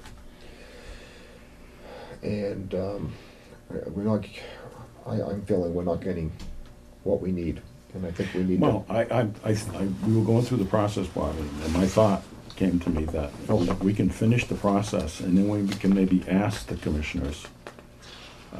I'm not gonna say that we're gonna demand from you anything, but I'd like to ask you if you could go back and maybe try to answer some of these questions that we have. I'm writing some notes down here. Well, we can give you a copy of this. No, I'm just scribbling notes down. No, that's fine, and that's great, we appreciate that, Roy. At least I appreciate it anyway, I really do. Because I think we need to be able to, if we get some of these answers, and I think you've given us a good one on the bathroom. I mean, definitely you need it, Yeah. you've got men that's coming in off, working outside, and they're all muddy and boots and so forth and so on.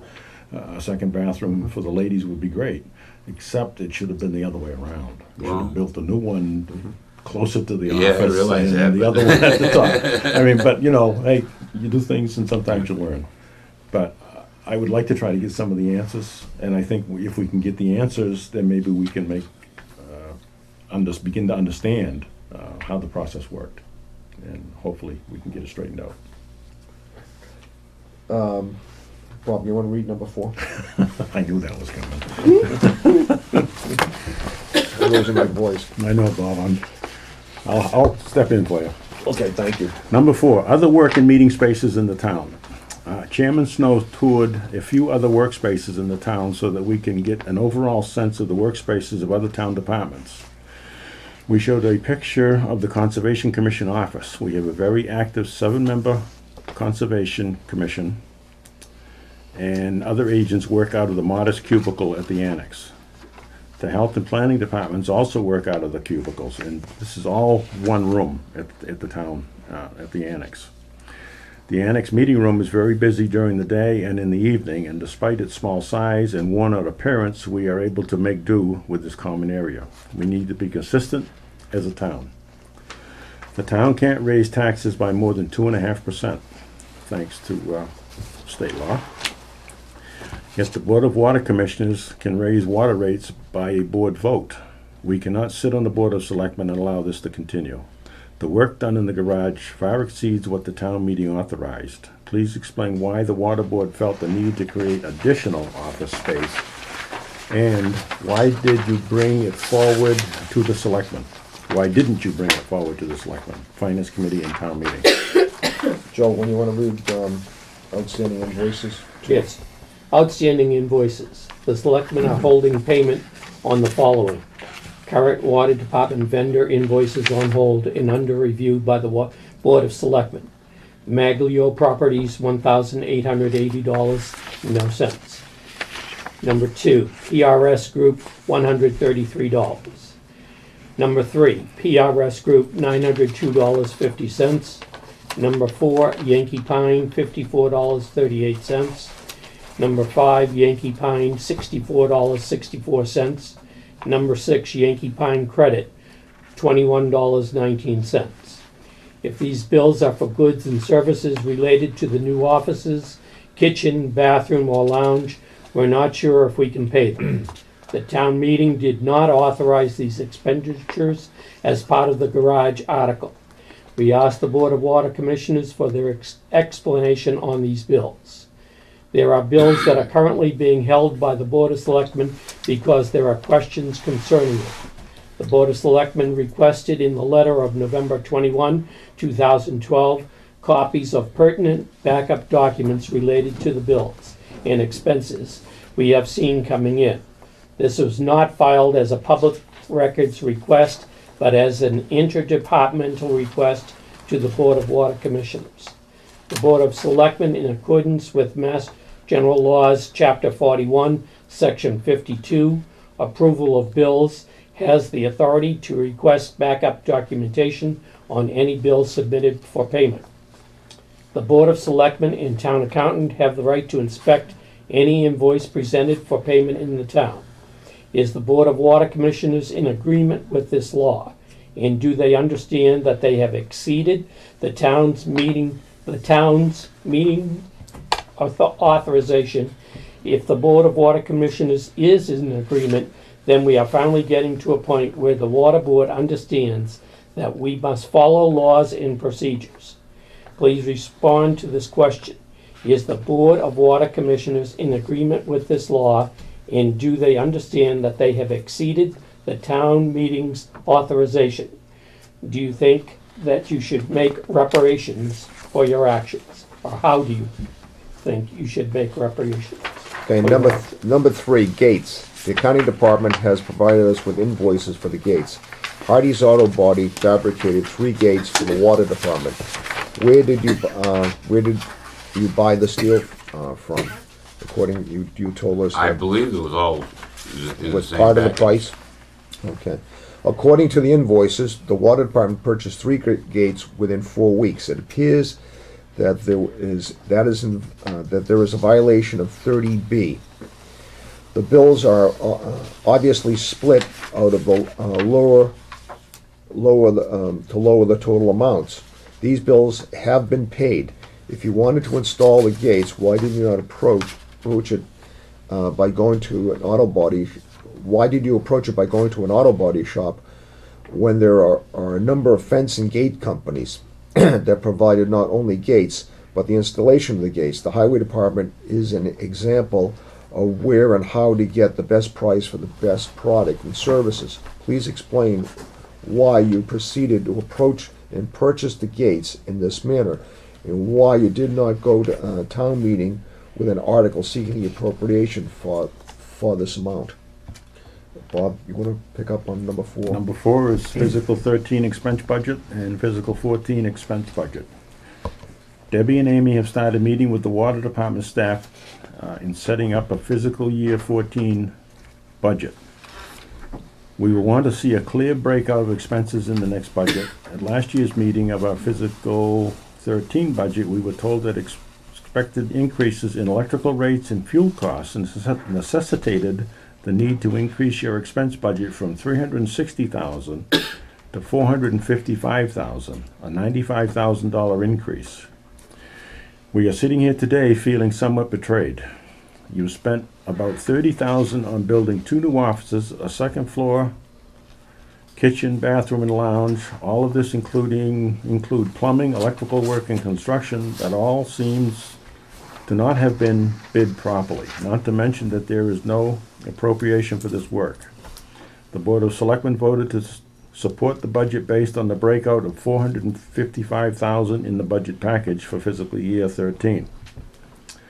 There were no discussions during our building offices, a full-size kitchen, bathroom with a shower, washer dryer hookups, lounges, and 2 offices that hold 4 desks, and a second floor in the garage.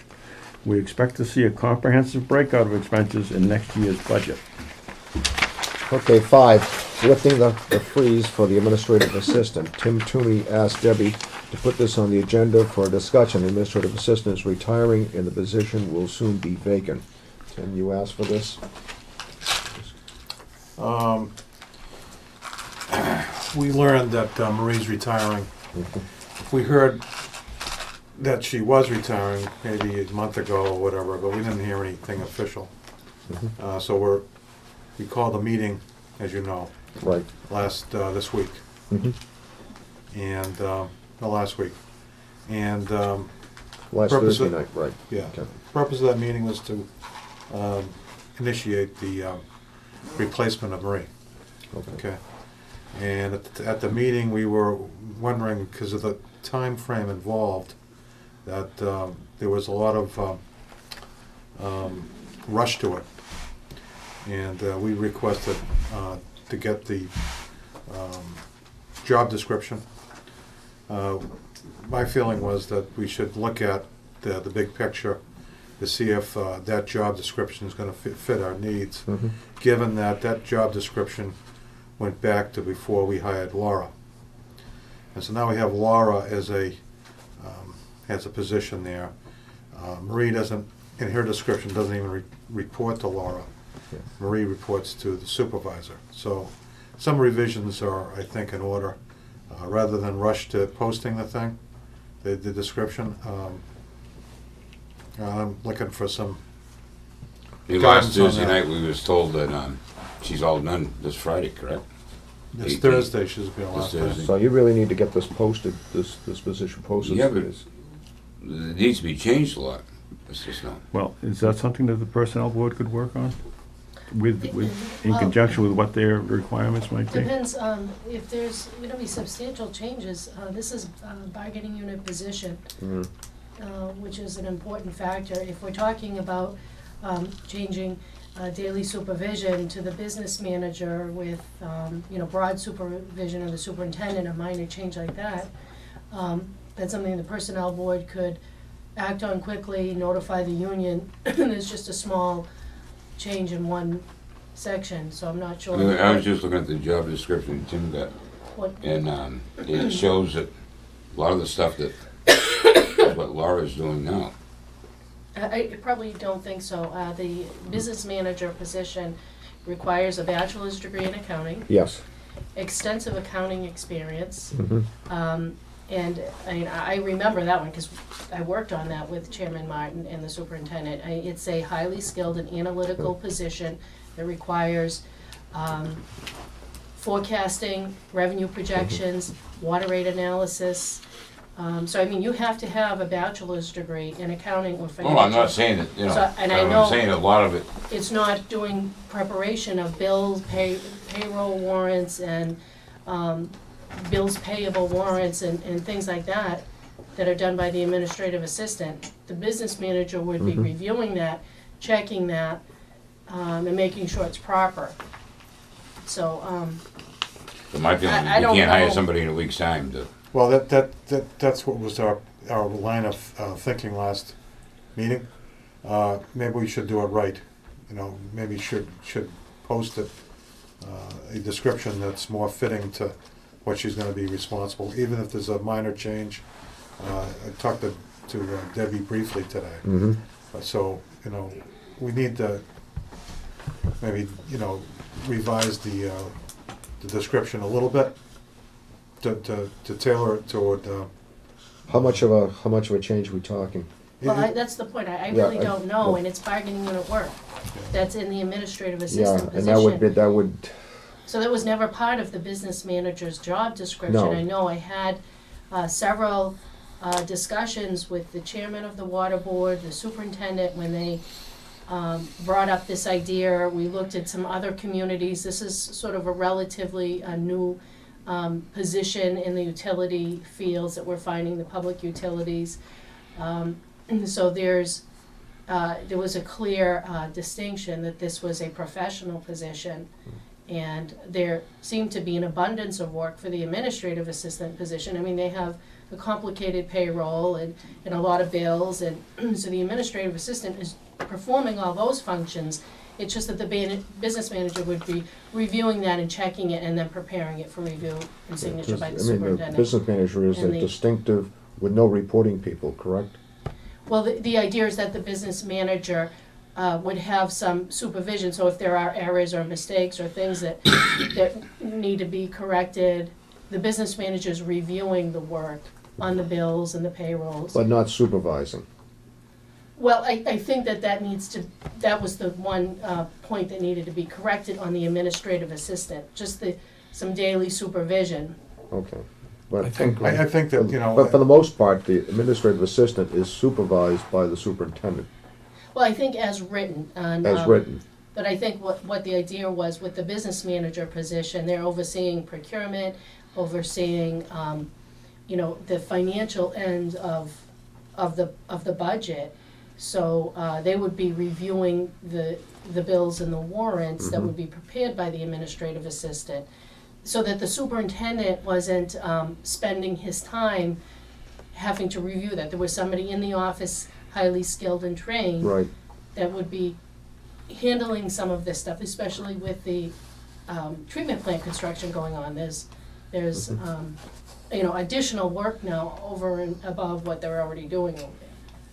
So is it a minor change to It change depends on this what- administrative position so that she reports to Laura rather than reporting to John? Well, I would suggest that it just be daily supervision by the business manager with some broad supervision by the superintendent would be my suggested change. Of course, that would have to be generated by the Board of Water Commissioners. They have a rule that they have to vote on all job description language, that it have to be sent over to the Personnel Board. We review that, we contact the union, let them know what the change is, the nature of the change, to see that it doesn't materially affect any of the work that is done Okay. in that position. That's And the Yeah, personnel bargaining board does work. not meet until next week.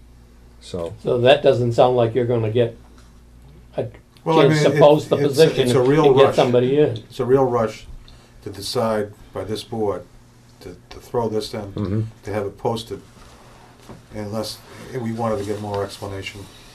We wanted our feelings more addressed. Mhm. We wanted to be more proactive on, is this really the only option we have? Or is it gonna fit the needs? And, Right. yeah, it is a union position.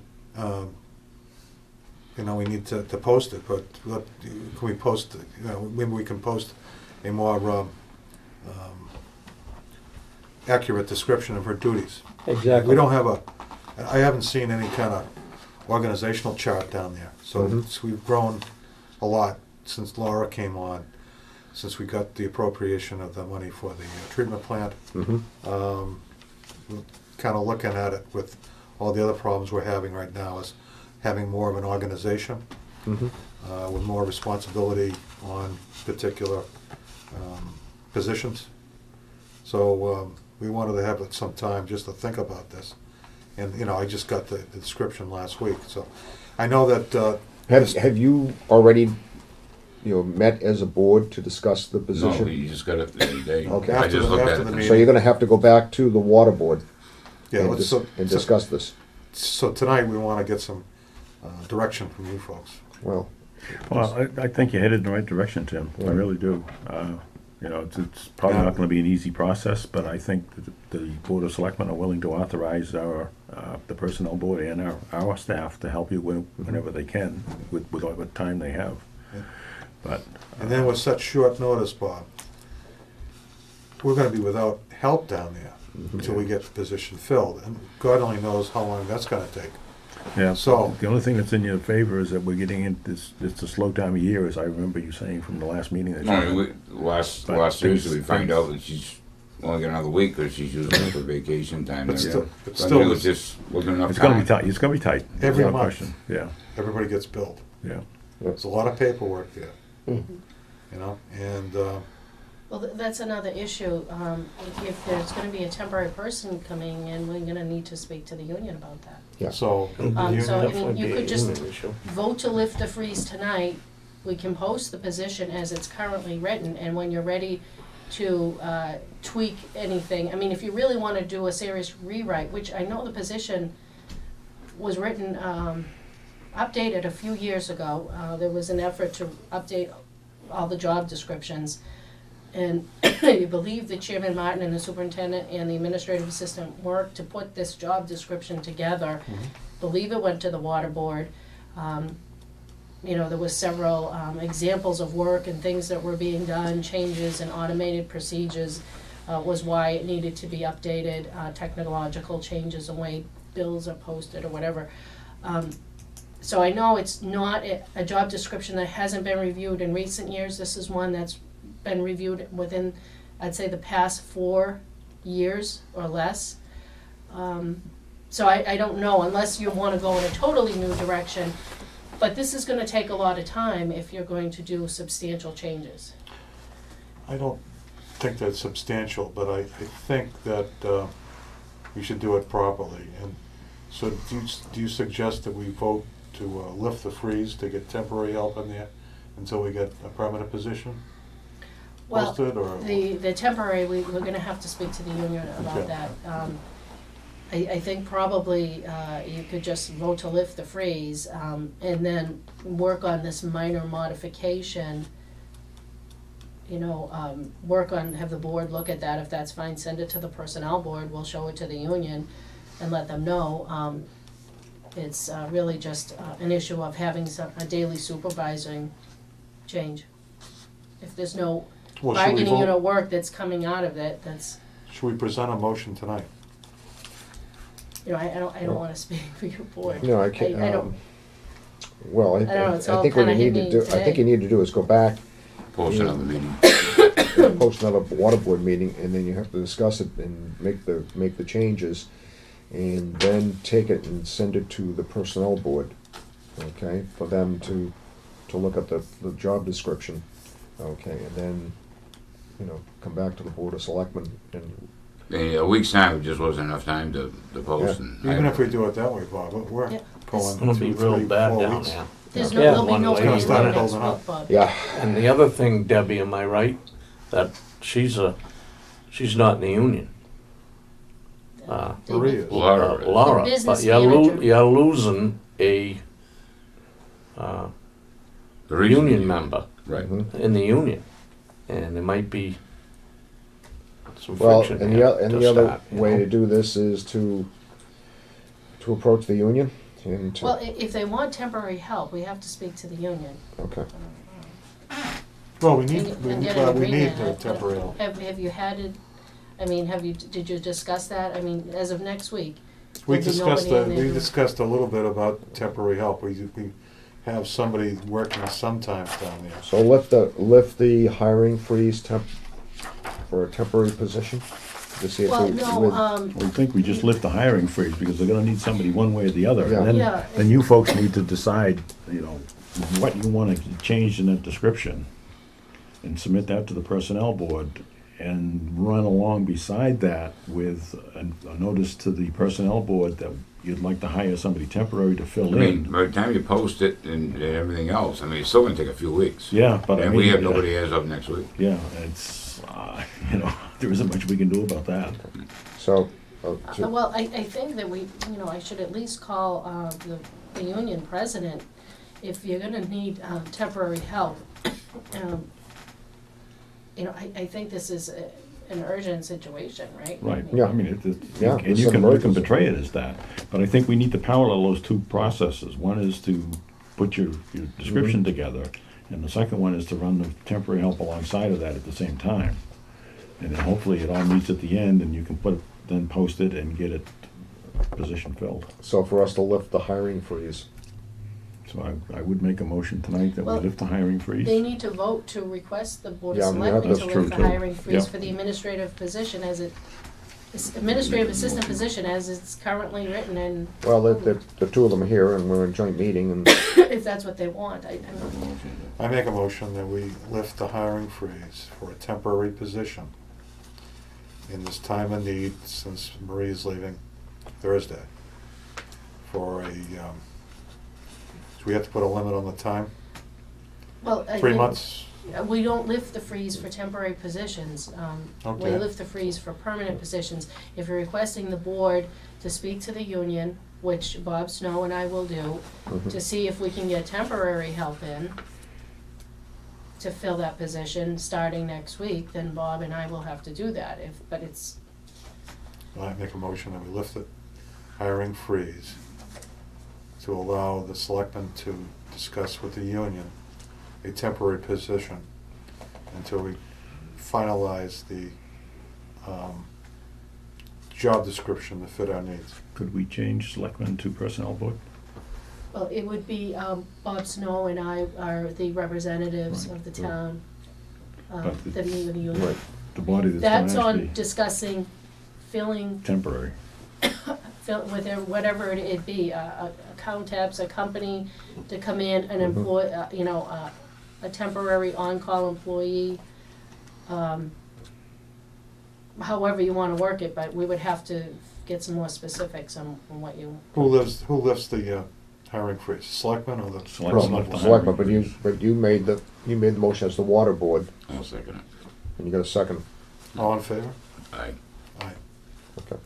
So the water board has requested, as you heard, A lifting of The hire. of the hiring freeze, basically, it's probably not that wording, but so that the personnel board, as I understand it, can check with the union. No, Amy, can you read back this vote? To lift the hiring freeze to allow Bob Snow and Debbie Egan to discuss with the union the temporary position until they finalize the job description.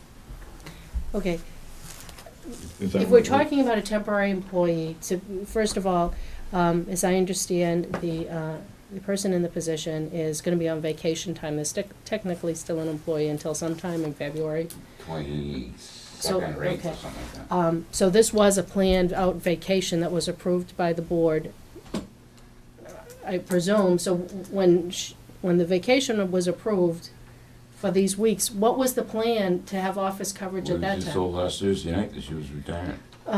The form was presented to us, Okay. and a vote was requested, we All right, voted. But anyways, so what, when I see that, I'm still confused. The hiring freeze is to post the position for a permanent replacement for the Yes. administrative assistant. What I heard here was that Bob Snow and I would discuss with the union.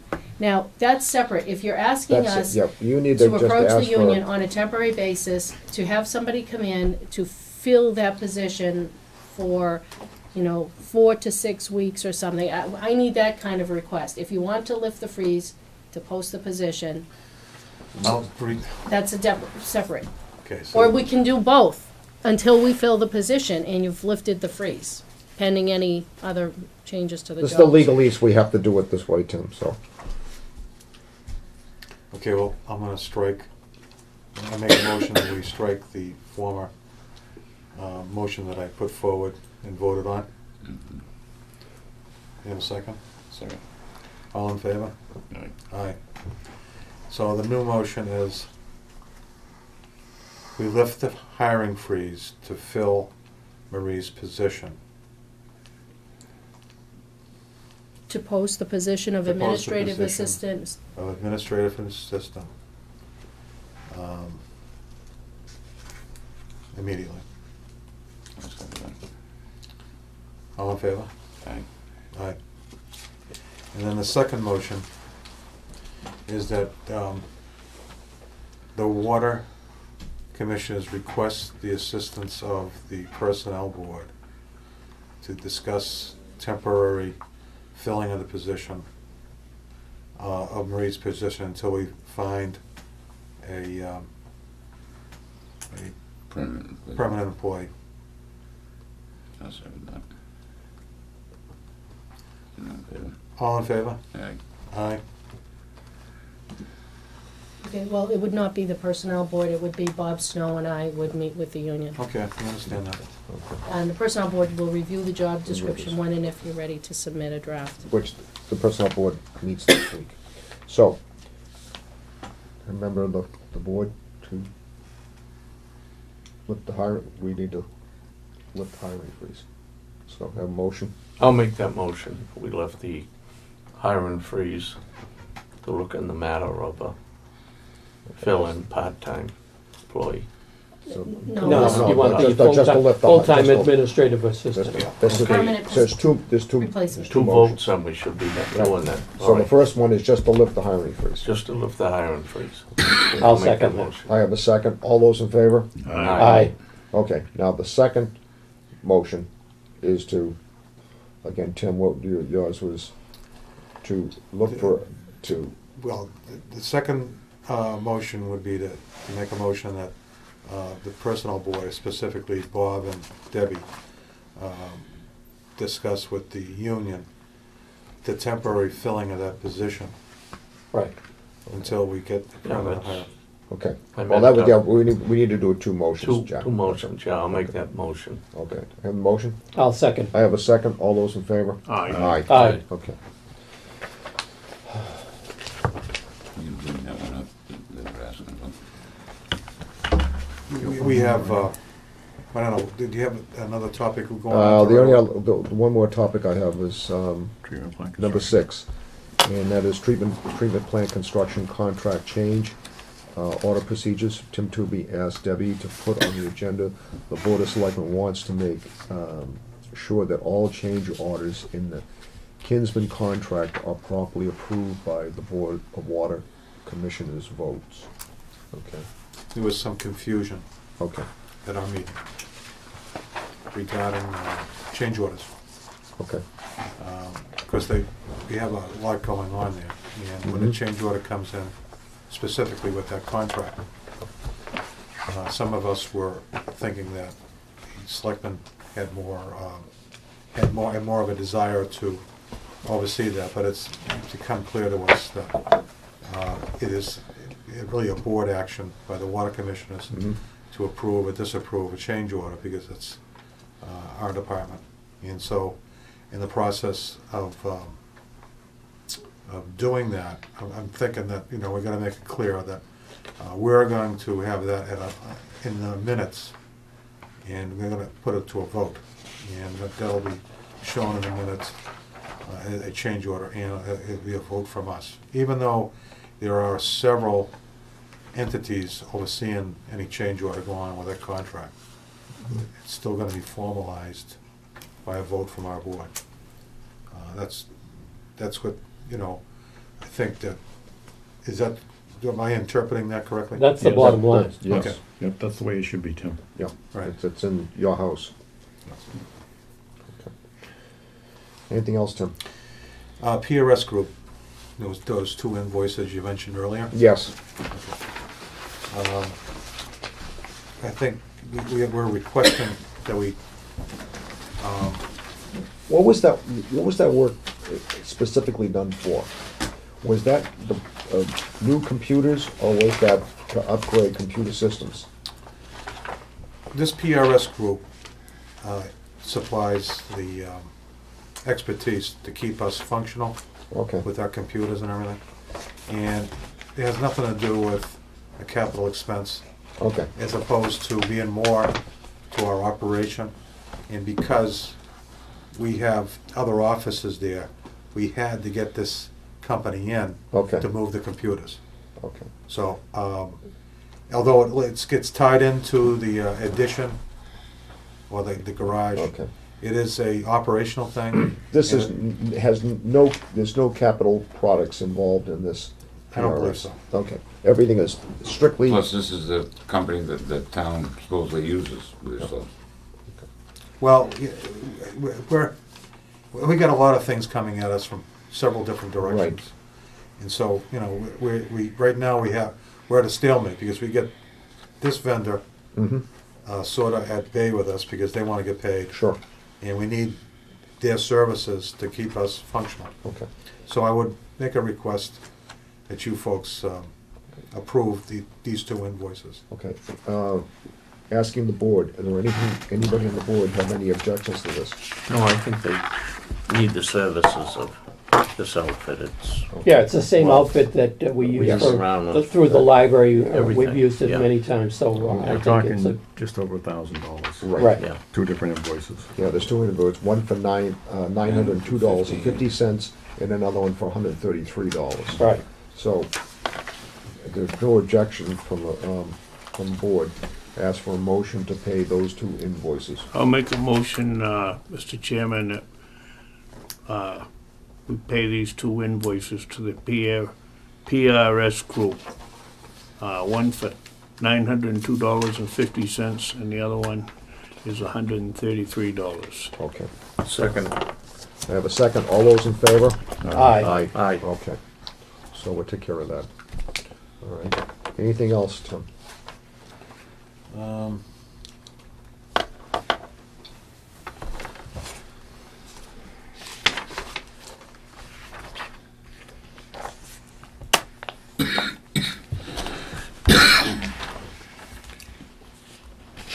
So just so we have a clear understanding, we're supposed to have another meeting with the Yes. water commissioners to try to come up with some of these answers that you brought up tonight. Mhm. And then at that point, we to meet with you folks with another joint meeting to discuss. Another joint meeting. And Debbie, what does it look like on the 28th for the schedule? Right now, we don't have anything. We scheduled the illuminated sign for February 4th. Can we do the 28th at 7:30 again? So in case there's any other business that pop up. Okay, that sound good to the board? So we need to, Mhm. so we need to post a meeting, Roy, to, Yeah, you need to post a meeting too, before our Right. board. So you need, yeah, for a because you want to get that, for a joint meeting with us, And then we need to post it. the same Plus their thing own as a meeting to board discuss. plus their own meeting to discuss. What? So we get the 28th, and The then information they can come up we with. pick a date that might be convenient to us. And Scott, we have to call, Oh, we gotta go over the- find out what, administrative assistant. so We find out. wanna do that before the 28th, so we can talk to them when we get Right, it. so we'll find out from Scott whether's a convenient date for him to meet with us. Okay, And we'll schedule a Board of Water Commissioners meeting.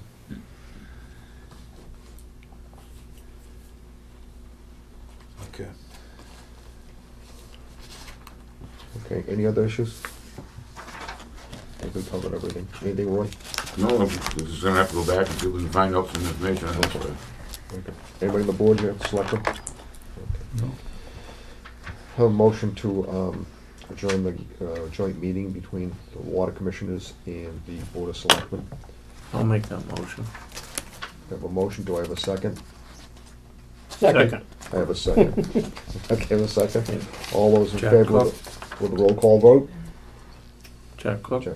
Aye, Joe Perry. Aye, Bob Snow. Hi, Bob Mary. I, Stu Delzo. I tend to. Roy, Jim, thank you for coming in tonight. Thank you. Okay.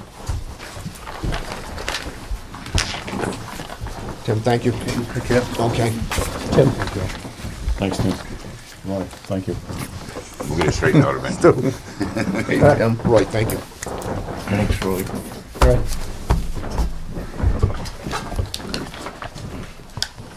Okay. Right. I'll call that for 9.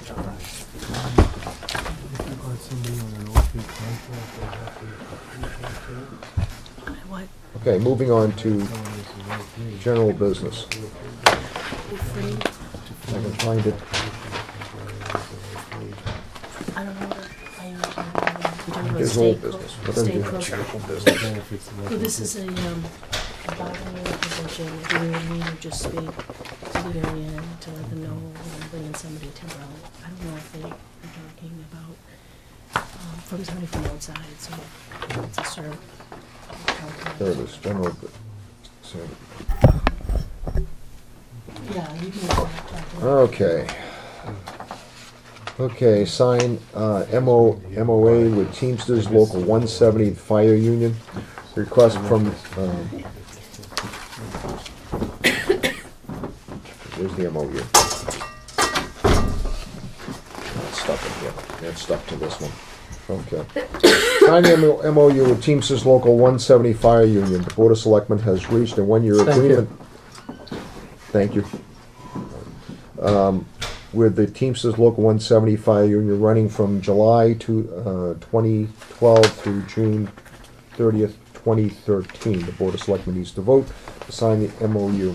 Mr. Chairman, I'm Yes. going to recuse myself Okay. from this vote. All right. Okay, do I have anything from the board? Have you looked over this? Basically, Mr. Chairman, it's what we talked about last week in executive session, Okay. and it's been approved by the Teamsters Mhm. local 170 and the 2 members, I would say. Okay. Yeah, memorandum agreement for successive collective bargaining agreement between the Town of Raleigh and Teamsters Local 170 Fire Union. So, read that to the, Well, if you want, you have a motion on the table right now? okay, motion? No, I, Oh, No. Okay. no, I've just said the Okay. purpose of it, but I will make a motion. I have a that we, motion to accept it. yeah. Do I have a second? Yeah. Second. All those in favor? Aye. Aye. Okay. So with that, sign the, for all of us to sign. Okay.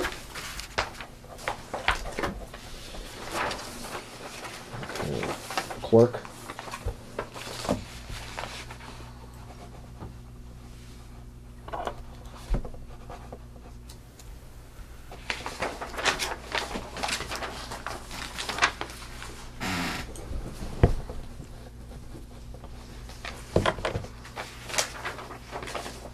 Stu?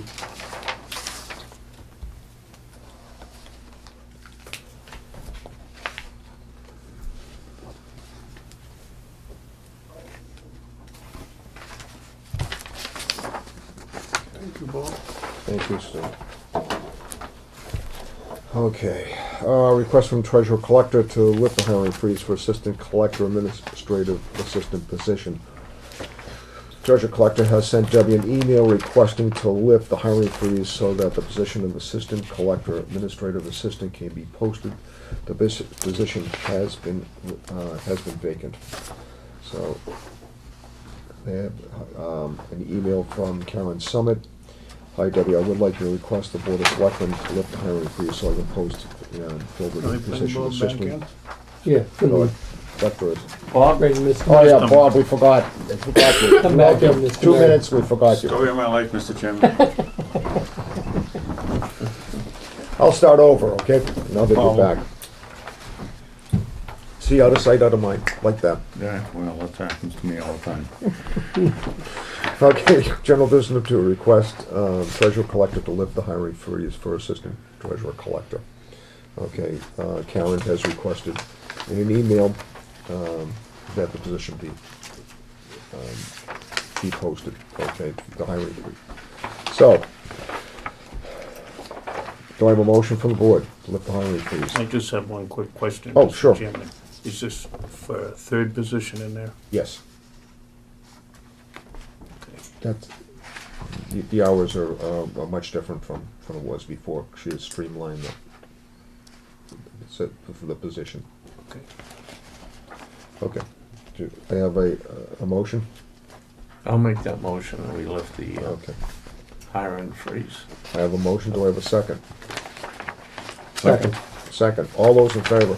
Aye. Aye. All right.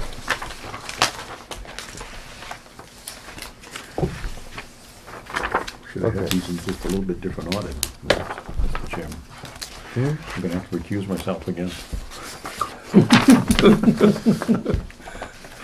Oh, Well, I'll be back. okay. Just let me know this time. Well, what the- Somebody remind me that Bob's left the room. Oh, bingo, Bob. Bingo. Sounds good to me. Okay.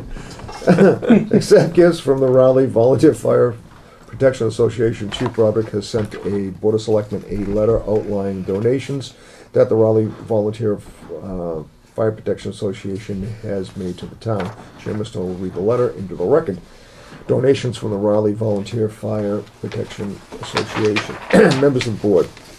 On Thursday, January 3rd, 2013, the RVFPA, after several months of discussion to purchase equipment to assist the fire department in its mission to protect the town, voted at its monthly meeting to purchase the following Raleigh Fire Department 2 flat panel TVs to assist in the delivery of training programs for the fire department, and also to allow the ability of the department to monitor weather and news channels during inclement weather and other disasters. Total cost of donation is $1,006.88. At this meeting, it was voted that the RVFPA would purchase one Class B uniform comprising of hat, necktie, hat badge is listed twice here, collar brass, belt, long sleeve shirt, and pants for each call firefighter on the department. This would also include all probationary firefighters once they've completed training and graduating from the Mass Fire Academy Call Firefighters Recruit Training Program. From this position, the cost is $384 per call firefighter. This would be 21 uniforms purchased this year. The donation of the uniforms to the call firefighters would allow the department the opportunity to have the uniform appearance for members of the department at all function ceremonies that the department may be involved in. Respectfully, James C. Broderick, Fire Chief, Raleigh, Town of Raleigh. So, with that, do I have a motion from the I'll board? make a motion, we accept that I have a motion from the gifts from board. the Raleigh Volunteer Protection Association, Inc. Thank you, John. for the following. Do I have a second? Second. All those in favor? Aye. Aye. Okay, Bob, Bingo. we remembered this time. Thank you. Mr. Chairman, we'll send a thank you letter to Yes. the association. Do I have a motion to? I'll make a motion. I have a motion to send a thank you letter to the association. Do I have a second? Second. I have a second. All those in favor? Aye. Aye. Aye. Very nice of the association to do that. Very nice. Thank you, Yeah. thank you, gentlemen. Good guys. Okay, request from the Friends of Council on Aging to use the Town Hall Annex for annual yard sale and bake sale. Okay, the fourth annual yard sale and baked goods sale, Saturday, May 19th. 18. Oh, I'm sorry, May 18th, 2013, 9 a.m. to 1 p.m., 39 Central Street, Town Hall Annex. Rain date will be May 19th, 2013. Public space rental, $15. Baked good donations welcome. Call your yard sale coordinator Sylvia Woods, 978-948-2679, or the COA at 948-7637 to reserve your space or donate baked goods for the yard sale. All space rentals proceeds will go to the Friends of the Raleigh Council on Aging, where it will be used for the benefit of all seniors. Sale of goods is yours to keep. Okay. Do I have a motion? I'll make that motion. Do I have a The second? request Okay. from the Council on Aging to use the town hall annex for the annual yard sale and bake sale. Following dates, May 18th, 2013. Rain date would be May 19th, 2013. I have a motion. Second. I have a second. All those in favor? Aye. Okay, thank you, gentlemen. Okay, email from YWCA, Newburyport, one-night homeless count. The Affordable Housing Committee of the Newburyport YWCA contacted Debbie about their plans to conduct a count of the homeless population in Raleigh. Debbie has forwarded this email to Chief Barker. The count will be held on the evening of January 30th. The YWCA wants to inform the Board of Selectmen that they will be conducting this count that evening. Okay. I'll read this into the record. Dear Debbie, the Affordable Housing Committee of Newburyport YWCA has agreed to perform the one-night homeless count for the following communities: Newburyport, Newbury, Raleigh, Salisbury, and Amesbury. Funding is allocated based on data collected during the count. School shelters, social service providers are better able to advocate for funds when they have data that indicates a need for services. Another purpose of the one-night homeless count is to raise awareness of the homelessness exists outside the urban areas. There is no way to eliminate the problem of homelessness in our communities if we do not understand the scope of the problem. The statewide count will be held the night of Wednesday, January 30th, to minimize duplicate counting. On behalf of the community, we would like to ask you, the Selectmen and the Raleigh Police Chief, for your support. Any pertinent information, including which social service agency, Salvation Army, Pentagill House, Community Action Incorporated, support the homeless populations of Raleigh and the locations within the town where homeless people are known to reside. Also, if there is a police officer that might be able to identify any specific safety concerns or accompany us on the night of the count would be greatly appreciated. Other members of the committee will be contacting the Triton School Department, other social service agencies, the Department of Transportation, Department of Transitional Assistance, to ask for assistance in locating the homeless. Thank you for your advance for your help. Sincerely, Jill Bryan.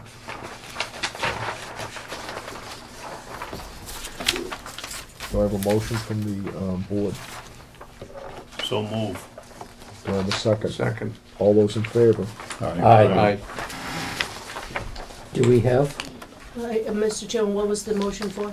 To allow the count to take place? Or- Well, they're just notifying us they are doing the count. If Okay. there's any suggested Okay. I was just agencies that you have or something, okay. just to allow them to come into the Allow town. it to happen. Yeah, and That's allow all. for a police officer to Yeah. provide assistance if necessary. We did follow that to the police chief, right? Yeah, the chief was notified Okay.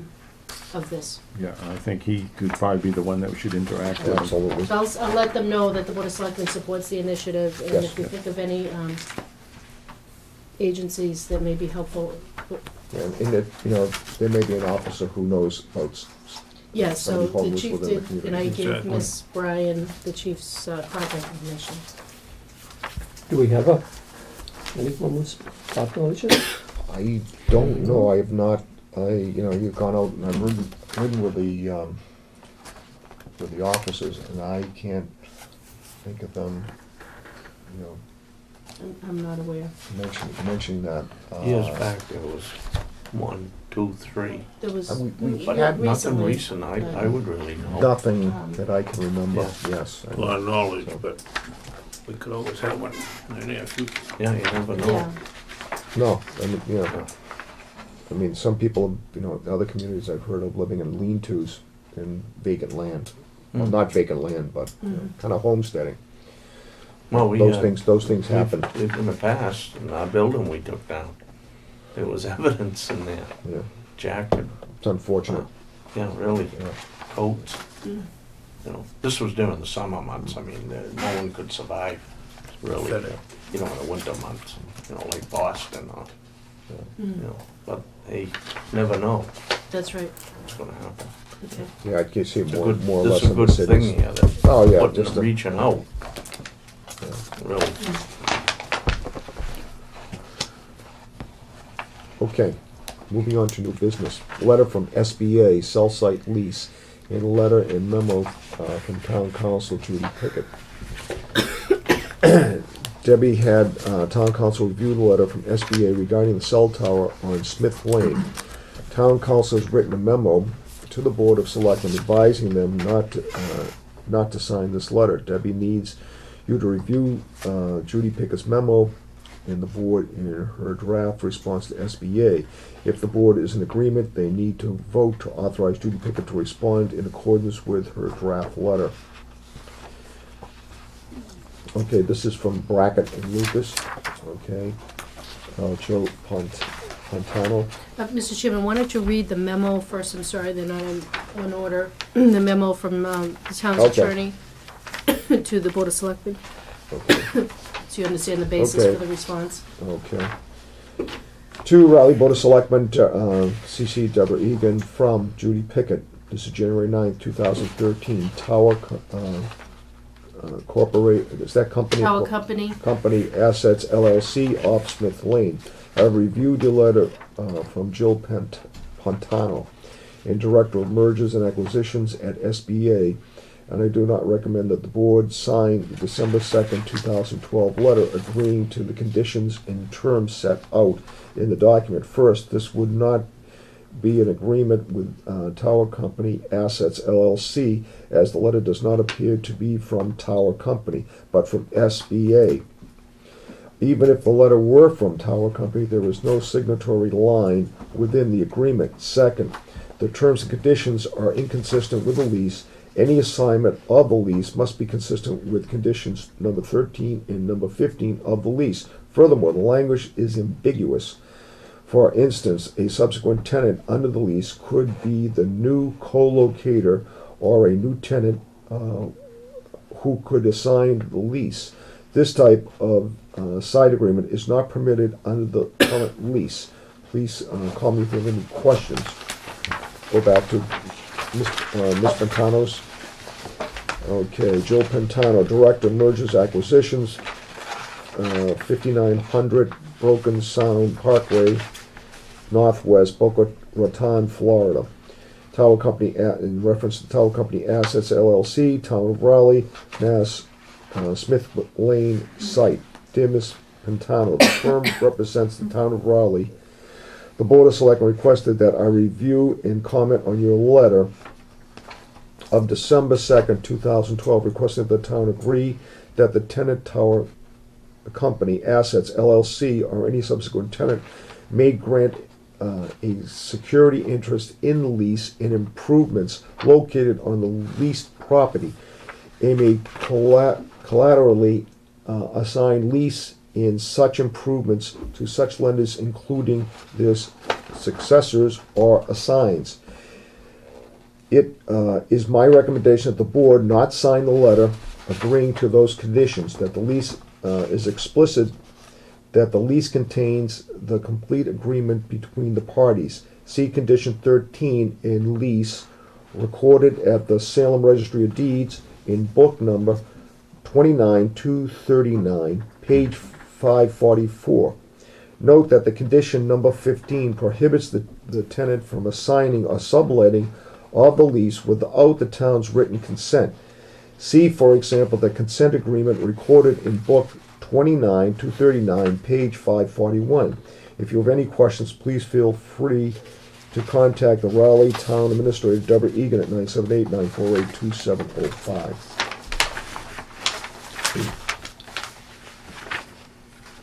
Okay, so could the board then authorize Attorney Pickett to respond to SBA as drafted? Mr. Chairman, I make a motion that we allow town council to respond to SBA requests for release. I have a motion. Second it. I have a Stu. I have a second from Stu. All those in favor? Aye. Based on the letter from. Based on the letter. I agree. Okay. Moving on. New business, discuss capital improvements projects for annex. Discuss capital improvement project for annex. Debbie asked Doreen to get proposals on re-siding the town hall annex. In your packet, there is a proposal for re-siding the annex with cement board and another proposal for re-siding the annex with cedar wood shingle. The proposals are as follows: cement board with trim, $66,890.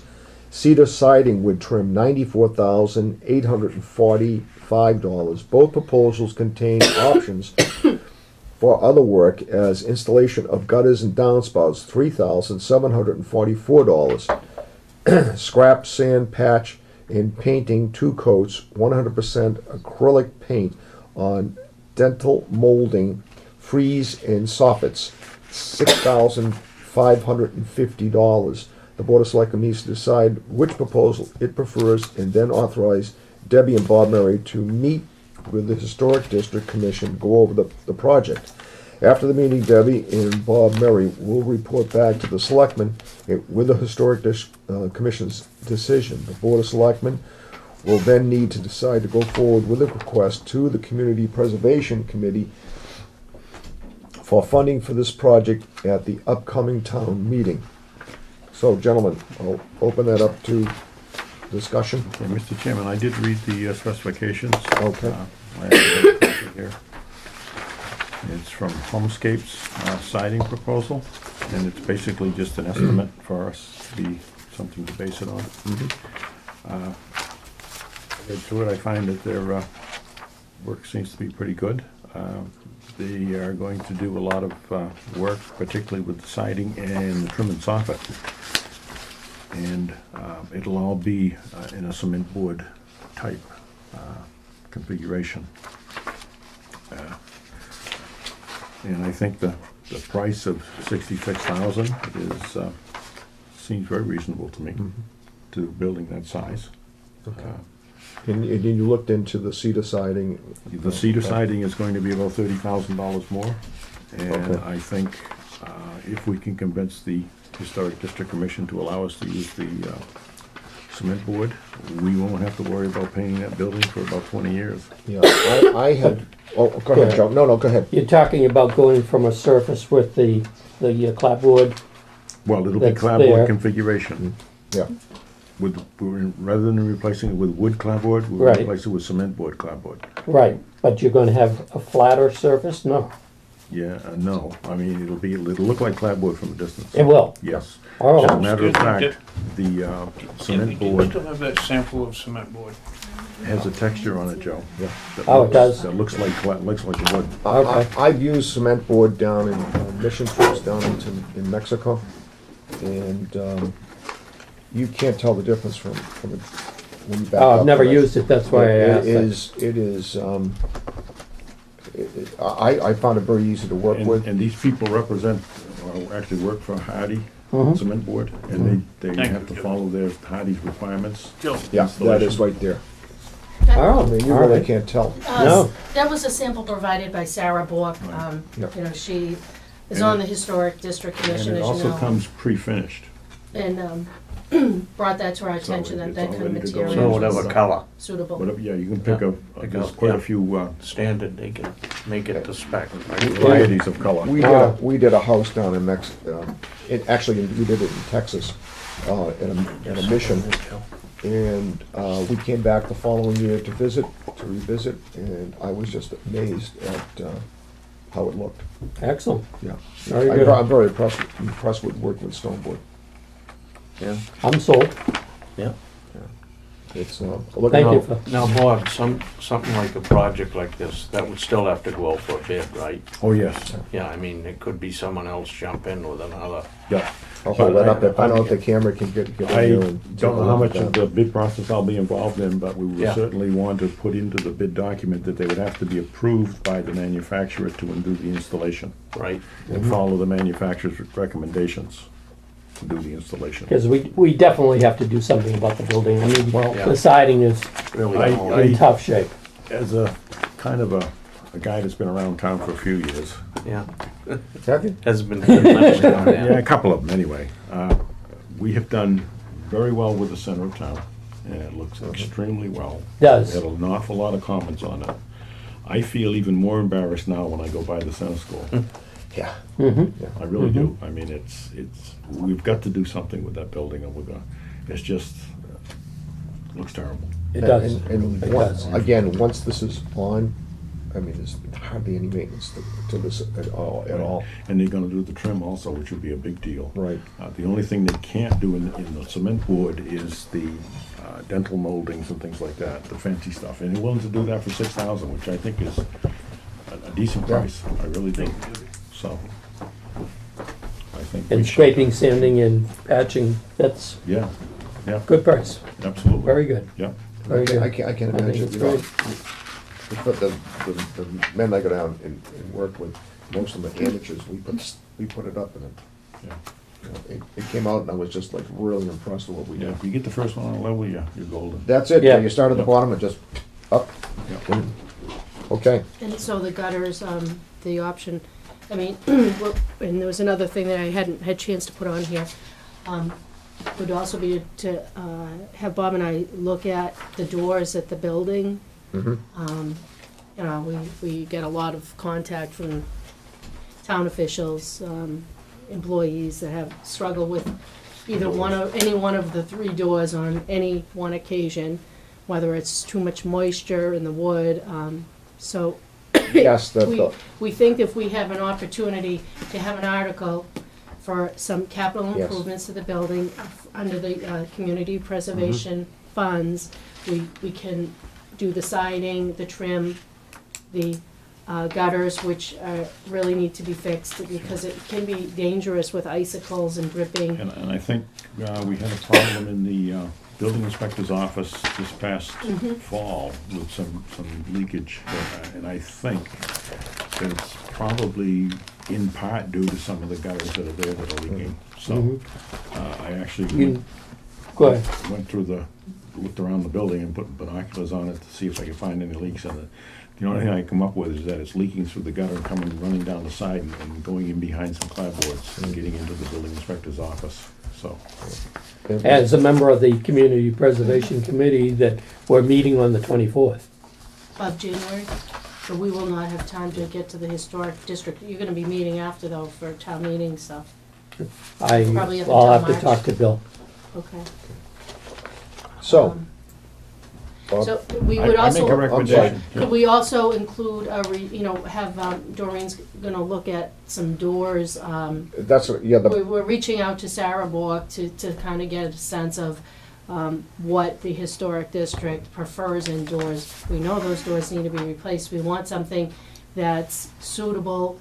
It's not just offices, there's the senior center there that's gonna be a door that can function well for a variety of people that need to come into that building. And we have the three doors that I believe do need to be addressed. I worked with the selectmen many years ago on this, and it didn't seem to come to much other than some repairs. the door in where the conservation committee and There's three doors that need yeah, to be replaced. Yeah, they're all in bad shape, but the one especially in where the conservation commission and the planning board meet, and it's terrible. I mean, you have to hit it with your shoulder, The handicap door. the handicap Yeah, door. and the back door on the School Street side and the front door on the Yeah. Central Street side, both at times, they don't close very well. No, they don't. And if we do have some moisture and it gets cold like we have now and it freezes, they don't open. Yeah. So they definitely need to be looked at.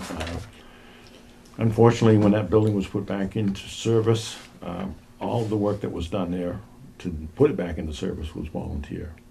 And actually, there were donations made to the building itself by various people who were working on it to make it work. I know one fellow rented a sander and sanded some floors. Another fellow rented a pressure washer to wash down the building before we had to paint it. So it got done for nothing, at no cost to the town at that point, and it's lasted this long. It's now time for, I think, for the town to step up and say, okay, we need to do It it definitely, right. it needs a facelift. Yeah, it definitely needs Really to be does. done right. Let me That ask, looks terrible. I have a question, is there any plans in the near future about putting an elevator into the second floor? Well, we've been kind of looking at that.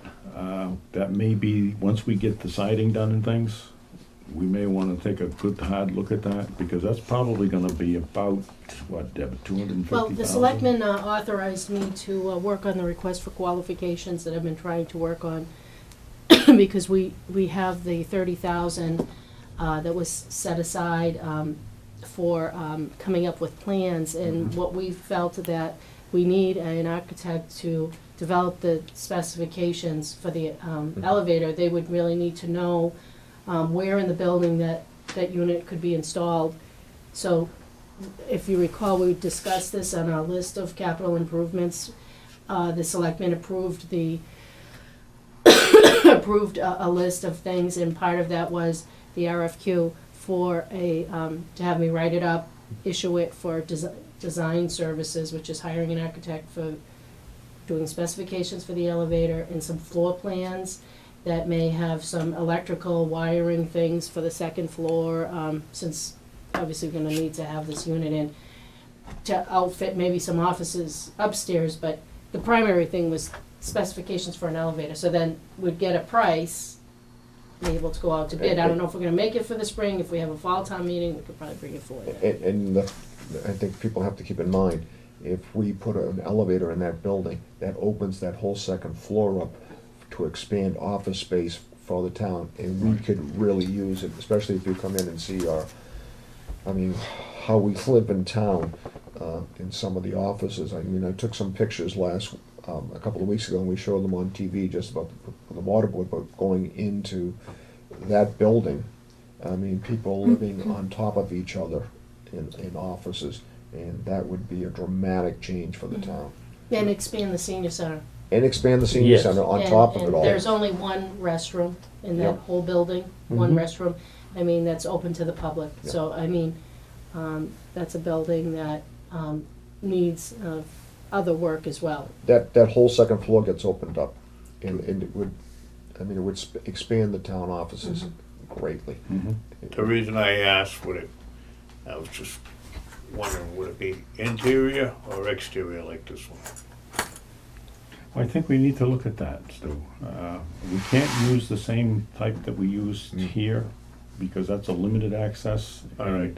The distance that we'd have to put it in at the center school is higher than that one can go by law. Okay. Okay, so it has to be a full-blown elevator, which, as Debbie mentioned, wiring, it'll probably require a three-phase service in the building, so that'll be an expense that we'll have to meet.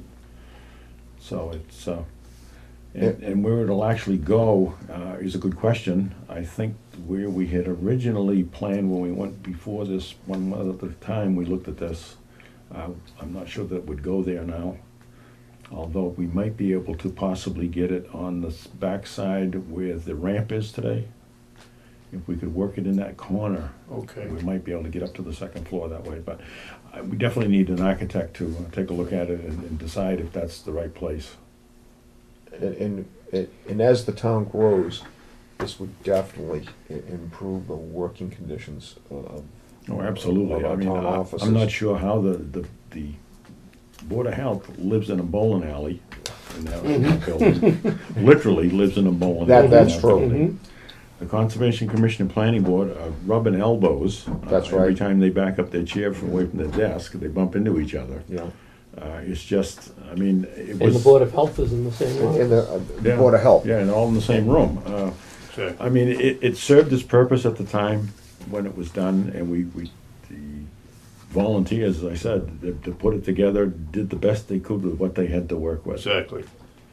And for, a price of $200,000 or whatever to do this, expands the town greatly. Tremendously. Office, I Yeah. mean, when you think about the office space. And I think another key issue is the elderly housing, the elderly.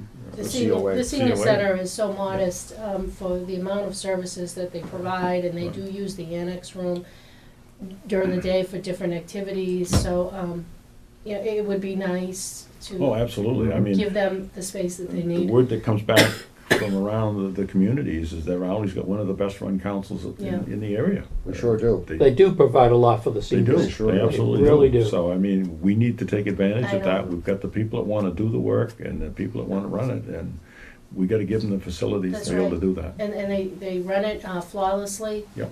You know, we never hear a complaint. They're No. always in there cleaning and working and getting things, doing the best they can with what they have. Yep. So it is a priority, I think, for the board to express before, to But get even that building up to what it should be. Mary Ellen and the staff.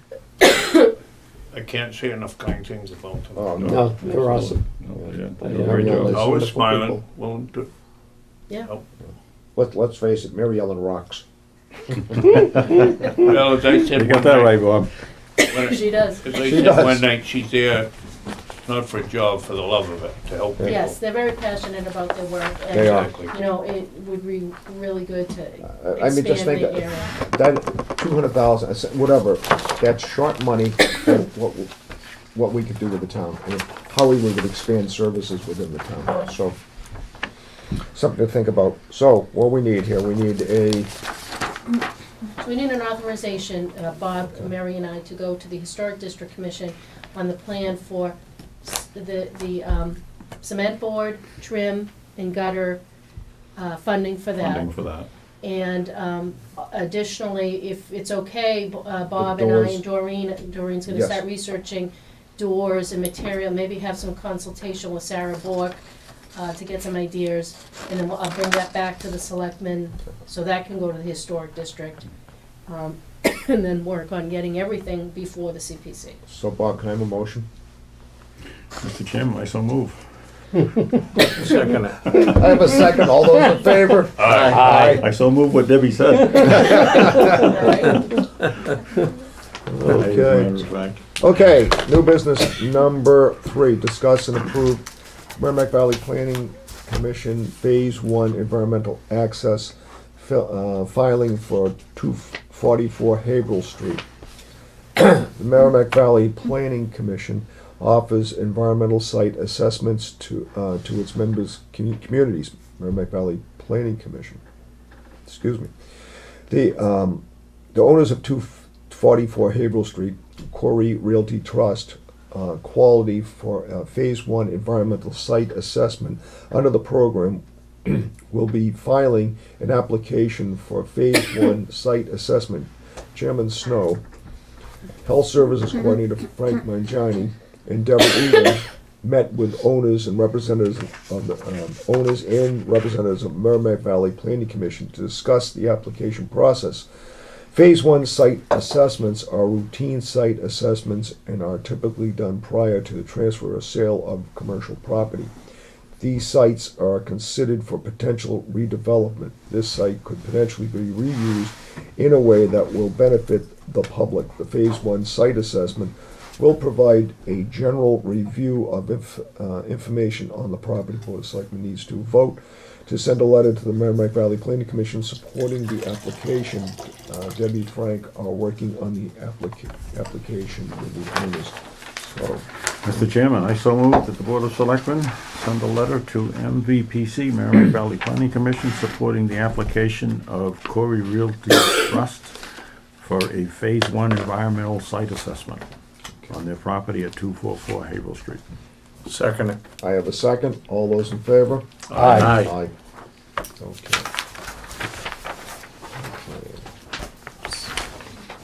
Okay, where's my old business here? Did I hide my old business on myself? Yeah, I did. Okay. Old business, discuss Triton School Committee letter of fiscal year 14 budget development. Last week, we discussed the letter from Triton School Committee on the fiscal year 14 budget development. Selectman Perry, our school committee liaison, was not here last week. The school committee is holding a series of budget presentations starting on the evening of January 14th, 15th, 16th, and 17th, with a workshop on Saturday, January the 26th. Last week, we discussed the following. In response to this letter, Chairman Snow is suggesting that the town of Raleigh once again put forward a revenue-sharing formula, such as having the town and the school committee splitting the annual estimated new growth. We are estimating new growth to be approximately $145,000. If we split that with Triton, that is $72,500. The new tax levy, the 2.5% taxes we raise each year, is $288,982. If we divide that in half, it's $144,491. The total increase in the assessment proposed to Triton is $216,991, half of new growth and half of the additional 2.5% levy. That comes to about 2.8% increase in fiscal year 13. Is this a fair proposal? Question. If so, the board should vote to send a letter to the school committee informing them that we are willing to provide them with $216,991 increase in the assessment. Also, Chairman Snow said he would like to know if the Triton School Committee enacted health care changes for employees and retirees in fiscal 2013. The town worked with its employees and unions to change to a tier-based program, which is in line with the plans offered under the GIC. The governor is requesting the cities and towns in school districts either join the GIC or switch to a health insurance plans that are compatible with GIC benchmark plans. What has Triton done to cut the health care costs? We need to know what the school committee has done to reduce the overall health care costs. The employees here are shouldering more than of the costs of their health care than school employees. Does the board wish to include these questions in their letter to the school committee? So with that, open it up to the board. If I could comment, starting tonight, the school committee has set out a series of workshops. They're doing budget presentations tonight, tomorrow night, Wednesday night, and Thursday night of this week. And then they're doing a workshop. I think it's important that we do get the letter out to them based on what we agreed last year of the amount that we would, half of the new tax growth and half of the additional 2.5% levy. I do think that I would have liked to have seen that meeting again with Salisbury and Newbury so that the three towns could be in agreement like we were last year. But I do think that we need to send this letter so that the school committee will have it for its budget workshop on the 26th. I've been trying to work with the chairman of the other two boards of selectmen to try to get a meeting on the week of the 27th, if not the week of the 3rd of February. Okay? And how does that sound with the board members? To have a joint meeting and possibly have it upstairs again. I did talk to the chairman of Salisbury, and I believe he's out of town next week. I believe that's what he said. But so we would have to do it the week after next, really, in order to get all three towns together. I talked to Chairman Story of Newbury, and he was all for having a joint meeting, or a tri-town meeting. So I think that's very important for us to have that tri-town meeting. Yeah, I will try to come back to the board as soon as possible. And again, do I have authorization from the board to set up a... Well, we did, last week we mailed the letter That's right, we mailed the letters out to to the two towns, Okay. inquiring about a potential meeting. But do I need that to set a date? No, if you can get that date. If I can get the date, okay, all right. We do have some projects going on upstairs, and I need to, Oh, that's right, you too. know, so I'm not sure about our facility. I know we've hosted a couple of the meetings, but I'll keep you posted on that. Mr. Chairman, if there's any more discussion about benefits at Triton, I'll have to recuse myself. Okay. So anyways, how does the board feel about the new growth and also the tax levy? I mean, that would be 50% of new growth, 50% of the tax I think levy. that's fair. I would like to do more for the schools. But we have to be fair to the town, and we have to be fair to the taxpayers. I mean, the year before last, if I remember, 60% of new growth in, the year before last, that's when we had the 2.5% cut cost. And we, it was 60% of new growth and 60% of the 2.5% tax levy. Last year, we were up around. It's not the tax, yeah, Yeah. it's the new tax levy, the 2.5. I mean, the school budget absorbs well more than 50% of the Right. the property tax levy. We bring in about $11 million, and the school budget is over $7 million. Last year was 72%. I'm not sure. I'd have to confirm that. Yeah, I have to look at something that figured. Well, anyways, it was 60. It's like 60% for our town. Anyways. Yes, well, the school budget is over $7 million, and our property tax levy, not the new growth and not the 2.5, is about just over 11 million. Right. It's disturbing to me when around 60% of the budget going to Triton, and yet in the rating, they're around 81.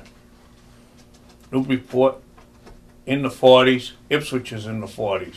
What is Triton doing wrong?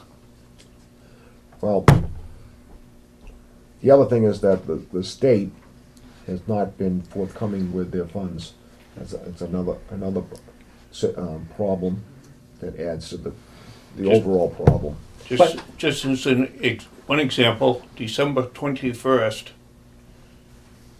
schools across the nation were having a moment of silence for the tragedy in Connecticut the previous week.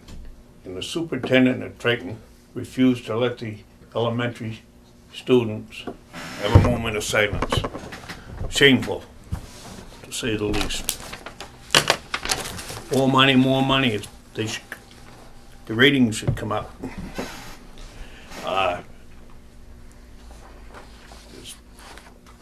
2, 3, 4 years ago, I said it, I believe last week,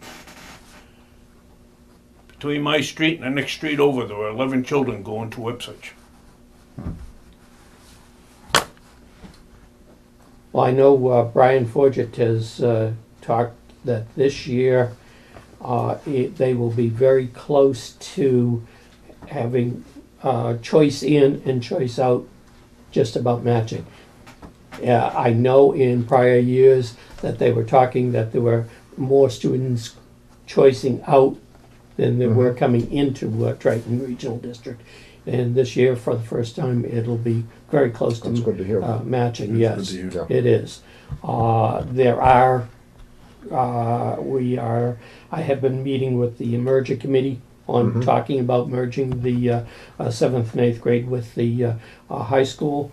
We're coming up to January 30th. We'll be making our final report to the school committee on that recommendation. We have to take a vote at that meeting. But there are things that the committee has been identified that the school can work on. And the teachers on the committee it has been an outstanding exercise that in meeting and talking with the different teachers, different administrators from other areas to come in and who all have a stake in it. And it's been a good process. And I think that Triton will benefit from it. But there are things that they recognize that they have shortcomings, but they're willing to work to look and see what that they can do to improve it. I don't think it's. I know it's hard being a former school teacher that to say that it's not something that you really can throw dollars at. You really have to have an environment where things are working better with what you have. And sometimes you do need some more specialists and some additional facilities and books and whatever. But it's basically you have to develop a strategy that works. And thank you, Joe. And as we look at the whole economic picture, we have to remember that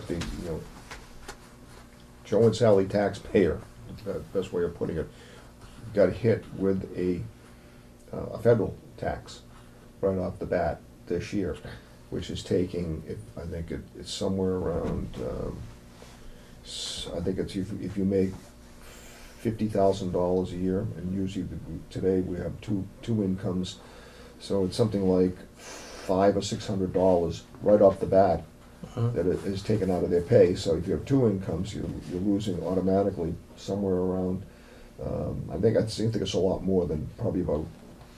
I think $120,000, something like $1,400 that they're I think losing. you're right. Yeah. So I mean that's taken out of the taxpayer's pocket right away, and then we got to think about the state income tax. Everybody has got their hand in their taxpayer's pocket, and I think as people examine their paychecks a little bit closer, they're going to be hesitant of somebody else reaching into their pocket. So. And as we said earlier, we want, last year Superintendent Farmer proposed a level services budget, and they were willing to cut it to more level funded budget.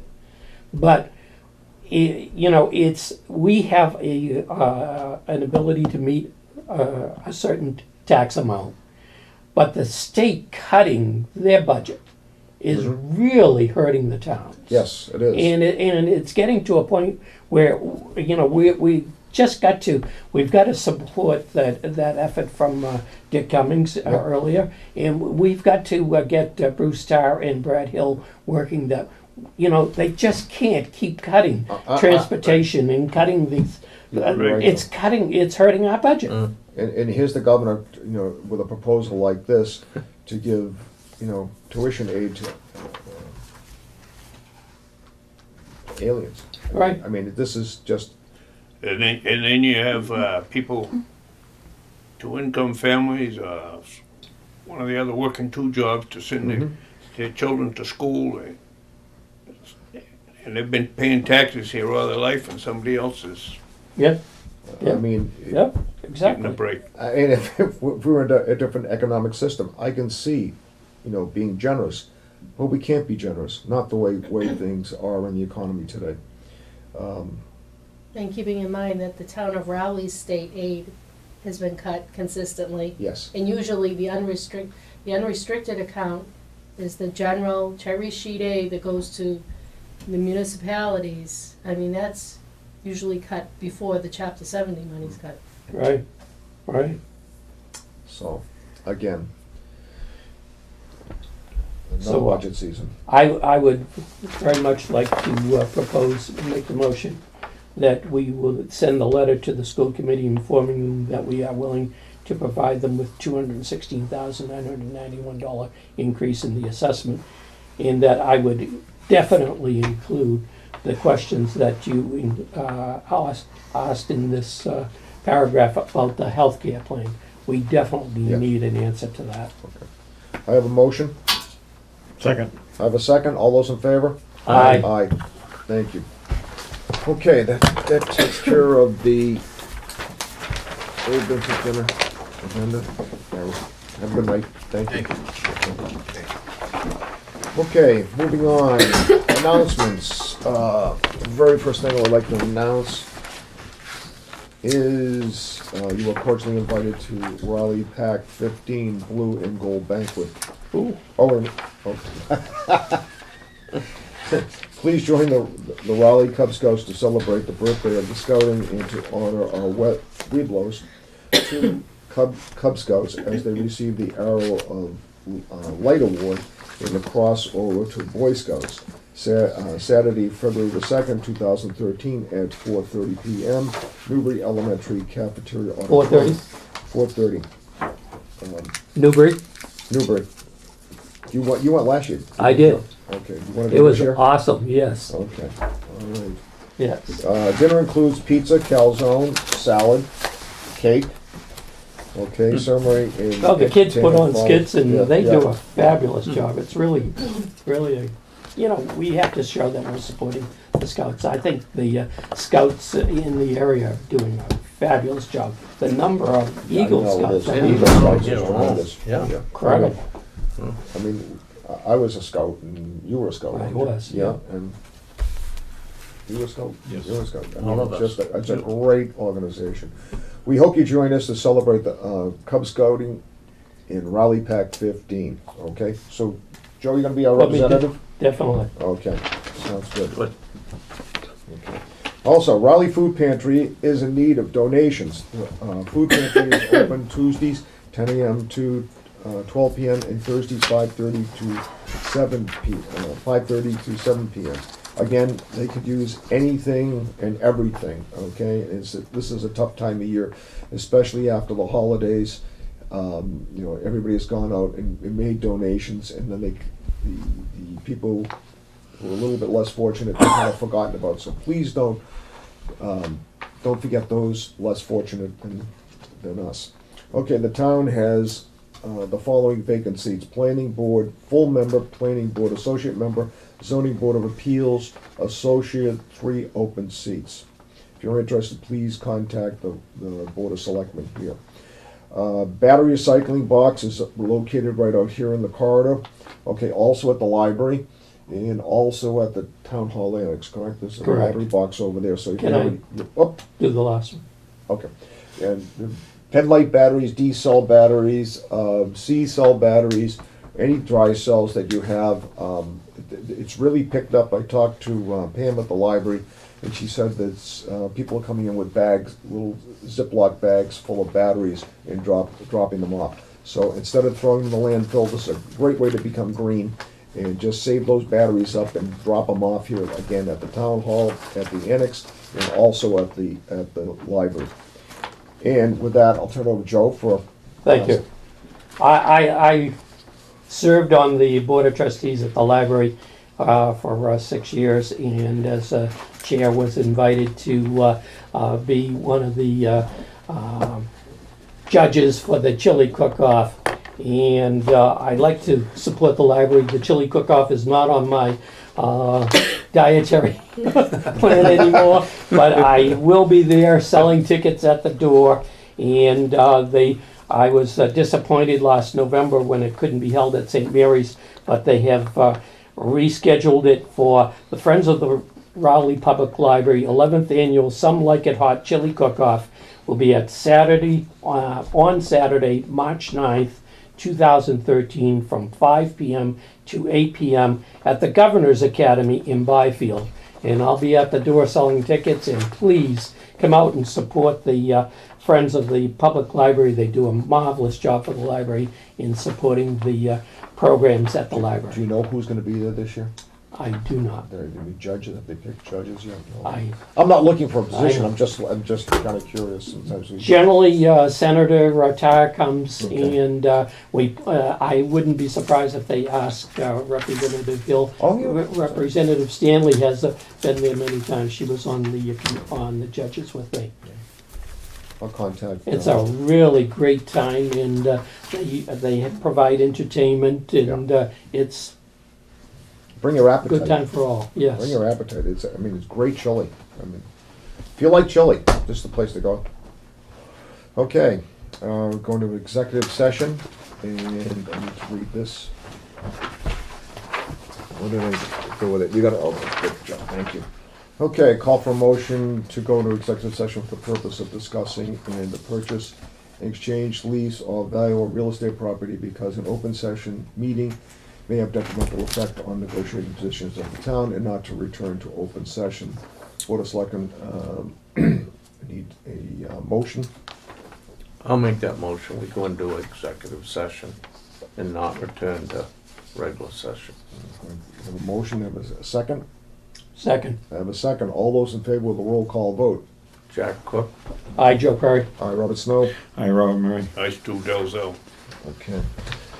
Again, thank you for joining us tonight, and we will see you in 2 weeks because the holiday next week. So good night, everyone.